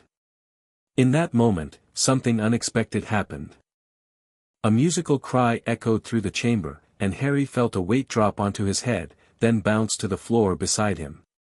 Risking a glance, he saw Dumbledore's phoenix, Fawkes, had brought him the sorting hat. "The sword, Potter!" Ragnarok called out, somehow understanding what was happening. "A goblin-made blade resides within." Harry thrust his hand into the hat, feeling something solid materialize within it. He pulled out a magnificent sword with a ruby-encrusted hilt, Godric Gryffindor's sword, forged by goblins centuries ago and imbued with their magic. The basilisk struck again. Harry swung the sword instinctively, connecting with the serpent's snout and driving it back. The blade sliced through scales that had repelled spells, drawing black blood that hissed where it touched the chamber floor. Impossible! Riddle snarled, his confident demeanor cracking for the first time. Slytherin's monster cannot be harmed by mere steel. Goblin silver is hardly mere steel, Ragnarok countered, momentarily breaking away from his battle with Bartok's crumbling form. It absorbs that which strengthens it, including basilisk venom. The tide of battle shifted rapidly. Fawkes attacked the basilisk directly, clawing at its remaining eye until the creature was fully blinded. No longer constrained by the need to avoid its gaze, Harry and the professors coordinated their assault more effectively. But Riddle was growing stronger by the second, now solid enough to cast spells with Ginny's wand. He fired a blasting curse at Dumbledore, who deflected it effortlessly while continuing to dismantle Bartok's stone form with precisely calculated transfiguration spells. "The diary, Harry!" Hermione shouted again, more urgently. "Destroy the diary!" Harry glanced toward where Ginny lay, Ron still trying to revive her. The black diary remained beside her, pulsing with dark energy.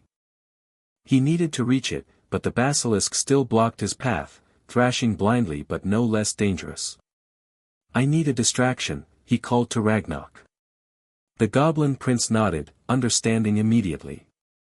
He barked commands in gobbledygook to his guards, who began a complex series of movements with their silver weapons. The chamber floor beneath the basilisk suddenly liquefied as 4 streams of goblin silver magic converged, not permanently, but enough to unbalance the massive creature momentarily. Harry seized the opportunity, diving past the serpent's confused writhing.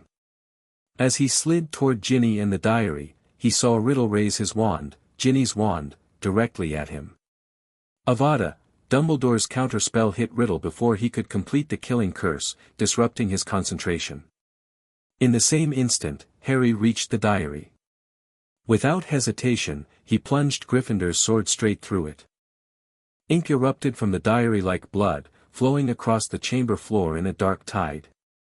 Riddle screamed, a terrible, inhuman sound of rage and disbelief. His form began to splinter, cracks of light appearing throughout his body until he shattered completely, fragments dissolving into the air. Simultaneously, Bartok's stone form collapsed entirely, the red glow fading from its eyes as the magical binding that had preserved his consciousness for centuries finally broke. The basilisk gave one final, terrible cry, then crashed to the ground, its connection to the diary severed and its ancient magic unraveling. In the sudden silence that followed, Ginny stirred, color returning to her cheeks.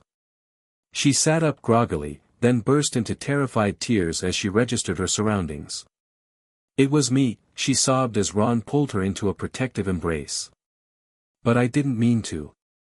Riddle made me, the diary, I found it among my school things and started writing in it," and he wrote back. "You were possessed, Miss Weasley," Dumbledore said gently, approaching with surprising energy for a wizard his age. "Tom Riddle has ensnared older and wiser minds than yours. You are a victim, not a perpetrator." As the immediate danger passed, they took stock of their situation. The chamber's magic had been significantly disrupted by the destruction of the diary and Bartok's consciousness, but the structure itself remained intact. The basilisk lay dead, its enormous body stretching nearly the full length of the central walkway. "A remarkable beast," Professor McGonagall observed, keeping a safe distance despite its death. "To have survived so long." Sustained by the hybrid magic, Ragnarok explained, examining the creature with professional interest. Bartok's contribution was primarily the longevity enchantments, binding life force to stone structures. Slytherin provided the creature itself and the Parseltongue controls. And Riddle found a way to connect his soul fragment to both, Harry added, still holding the ink-stained sword. Creating a system where each element strengthened the others. "Ingenious and terrible," Dumbledore agreed, his expression grave. We must ensure no record of this method survives. Such knowledge is too dangerous in any hands. Harry glanced at Ragnar, who gave an almost imperceptible nod. The goblins would record the truth in their archives, not to replicate but to defend against similar threats in the future. Some knowledge was indeed dangerous, but complete ignorance created its own vulnerabilities. As they prepared to leave the chamber, Harry paused to examine the stone face of Salazar Slytherin more closely. Something caught his eye, a small, almost invisible marking where the statue joined the wall. A goblin maker's mark, partially obscured but unmistakable to one trained to recognize it. Bartok signed his work, Harry murmured to Ragnar, indicating the mark. Even while helping create a monster, he followed goblin crafting traditions. Pride precedes betrayal, Ragnar replied solemnly. He abandoned our ways but couldn't abandon the recognition he felt he deserved. A lesson for all who walk between worlds. The subtext wasn't lost on Harry. As someone who straddled goblin and wizard cultures, he faced his own challenges of loyalty and identity. Bartok had failed that test, using his knowledge of goblin magic for personal power and revenge. Harry was determined to forge a different path, one of integration and mutual respect rather than exploitation. Their return to the school created a sensation unlike anything Hogwarts had seen in recent memory. The sight of Dumbledore leading a procession that included goblin warriors, professors, and students, with Harry carrying Gryffindor's sword and Ron supporting his traumatized sister, drew every resident of the castle to the entrance hall. The story spread rapidly, though details varied depending on who told it. Some emphasized the basilisk, others the possessed diary, still others the unprecedented cooperation between magical beings. By evening, ministry officials had arrived, including Cornelius Fudge and, to Harry's disgust, Lucius Malfoy, clearly there to assess the damage to his scheme. In the headmaster's office, a tense meeting unfolded as Fudge attempted to downplay the significance of the chamber incident while Malfoy affected ignorance of the diary's origins. The confrontation reached its climax when Harry, remembering Dobby's revealing reactions, connected the house elf to Malfoy directly. Your house elf knew about the diary, Harry stated flatly, staring at Lucius. He tried to warn me about the plot. Malfoy's face tightened. Prove it. I don't need to prove it to know it's true, Harry replied calmly. But perhaps this would interest the Department of Magical Law Enforcement. He held up the destroyed diary. Your fingerprints are likely still on it, despite the damage. Magical residue tracing could confirm who handled it before it reached Ginny Weasley. The color drained from Malfoy's face. You have no authority, actually, Ragnar interrupted smoothly. Under the Treaty of 1832, Gringotts has explicit authority to investigate magical artifacts used in attempts to harm goblin interests. As this diary contained corrupted goblin magic and was used to awaken a goblin trader's bound consciousness, it falls squarely within our jurisdiction. This is outrageous, Fudge blustered. Goblins cannot investigate wizard citizens. Minister, Dumbledore said gently, I believe you'll find they can in this specific circumstance. The treaty is quite clear, and attempting to block such an investigation would constitute a treaty violation, something I'm certain you wish to avoid. Cornered, Malfoy opted for a strategic retreat. Keep the worthless book, he sneered. I have more important matters to attend to. He turned to leave, but Harry wasn't finished. One more thing, he said, removing his sock and slipping it into the diary. I believe this belongs to you as well. When Malfoy reflexively took the proffered diary, the sock fell out. Before he realized what had happened, Dobby caught it with an expression of wonder. Master has given Dobby a sock, the house elf said in disbelief. Dobby is free. Malfoy's fury was magnificent to behold, but with Dumbledore, Ragnar, and ministry witnesses present, he could do nothing but storm from the office, his plan in ruins and his servant lost. The aftermath of the chamber incident brought significant changes to Hogwarts. Most immediately, the petrified victims were revived with Mandrake restorative draft. Ginny Weasley received specialized healing for the magical and emotional trauma of possession. And Gryffindor was awarded a special 400 points for exceptional service to the school, securing the House Cup. More lasting were the political implications. The unprecedented cooperation between Goblin and Wizard authorities in resolving the crisis created an opening for improved relations. Dumbledore proposed, and the school governors approved, a new educational initiative on Goblin culture and history, to be co-taught by Professor Flitwick and visiting Goblin scholars. For Harry personally, the events in the chamber marked a turning point in how both communities viewed him. No longer was he merely the boy who lived who happened to hold a Goblin title. He had demonstrated in the most dramatic way possible that his dual nature represented strength rather than division, that wizard and goblin magic could work in concert to overcome threats neither could face alone. On the final evening of term, Harry sat with his friends by the lake, watching the giant squid lazily waving its tentacles in the golden sunset. "What will you do this summer?" Hermione asked, looking more relaxed than she had in months. The chamber threat was neutralized, exams had been cancelled as a school treat, and life had returned to normal, or as normal as Hogwarts ever became. "Divide my time between Privet Drive and Gringotts, as usual," Harry replied. "Though I suspect the training will intensify after everything that's happened. The goblins believe Voldemort will find another way to return, now that the diary has failed." "And Sirius Black?" Ron prompted. "Any progress with that case?" "Actually, yes," Harry smiled slightly. "The Goblin investigation has uncovered enough evidence to force a formal review. Dumbledore's using his position as Chief Warlock to ensure it happens. It's not a full trial yet, but it's the first step. If he's innocent and freed," Neville said thoughtfully, "you might have another option besides the Dursleys." Harry nodded. The possibility of living with his godfather, a link to his parents and the life he might have had, was both thrilling and terrifying. After so many years divided between the Dursleys' cold tolerance and the Goblins' formal respect, the prospect of a genuine home with someone who might actually care for him personally was almost too much to hope for. "Whatever happens," Hermione said confidently, "you've got us. All of us." She glanced around their small circle, not just Ron and Neville now, but also Luna Lovegood, a peculiar Ravenclaw first year who had approached them after the chamber incident to discuss Goblin-Centaur relations, and Ginny, still recovering but finding her voice again. "A rather unusual collection of allies," Harry observed with a smile. "The best kind," Luna replied dreamily. "Different perspectives see different paths forward." As the sun dipped below the horizon, Harry reflected on the year's events. He had faced Voldemort again, this time a younger version, but no less dangerous. He had confronted the legacy of Bartok, a cautionary tale of what could happen when knowledge of multiple magical traditions was misused for personal gain.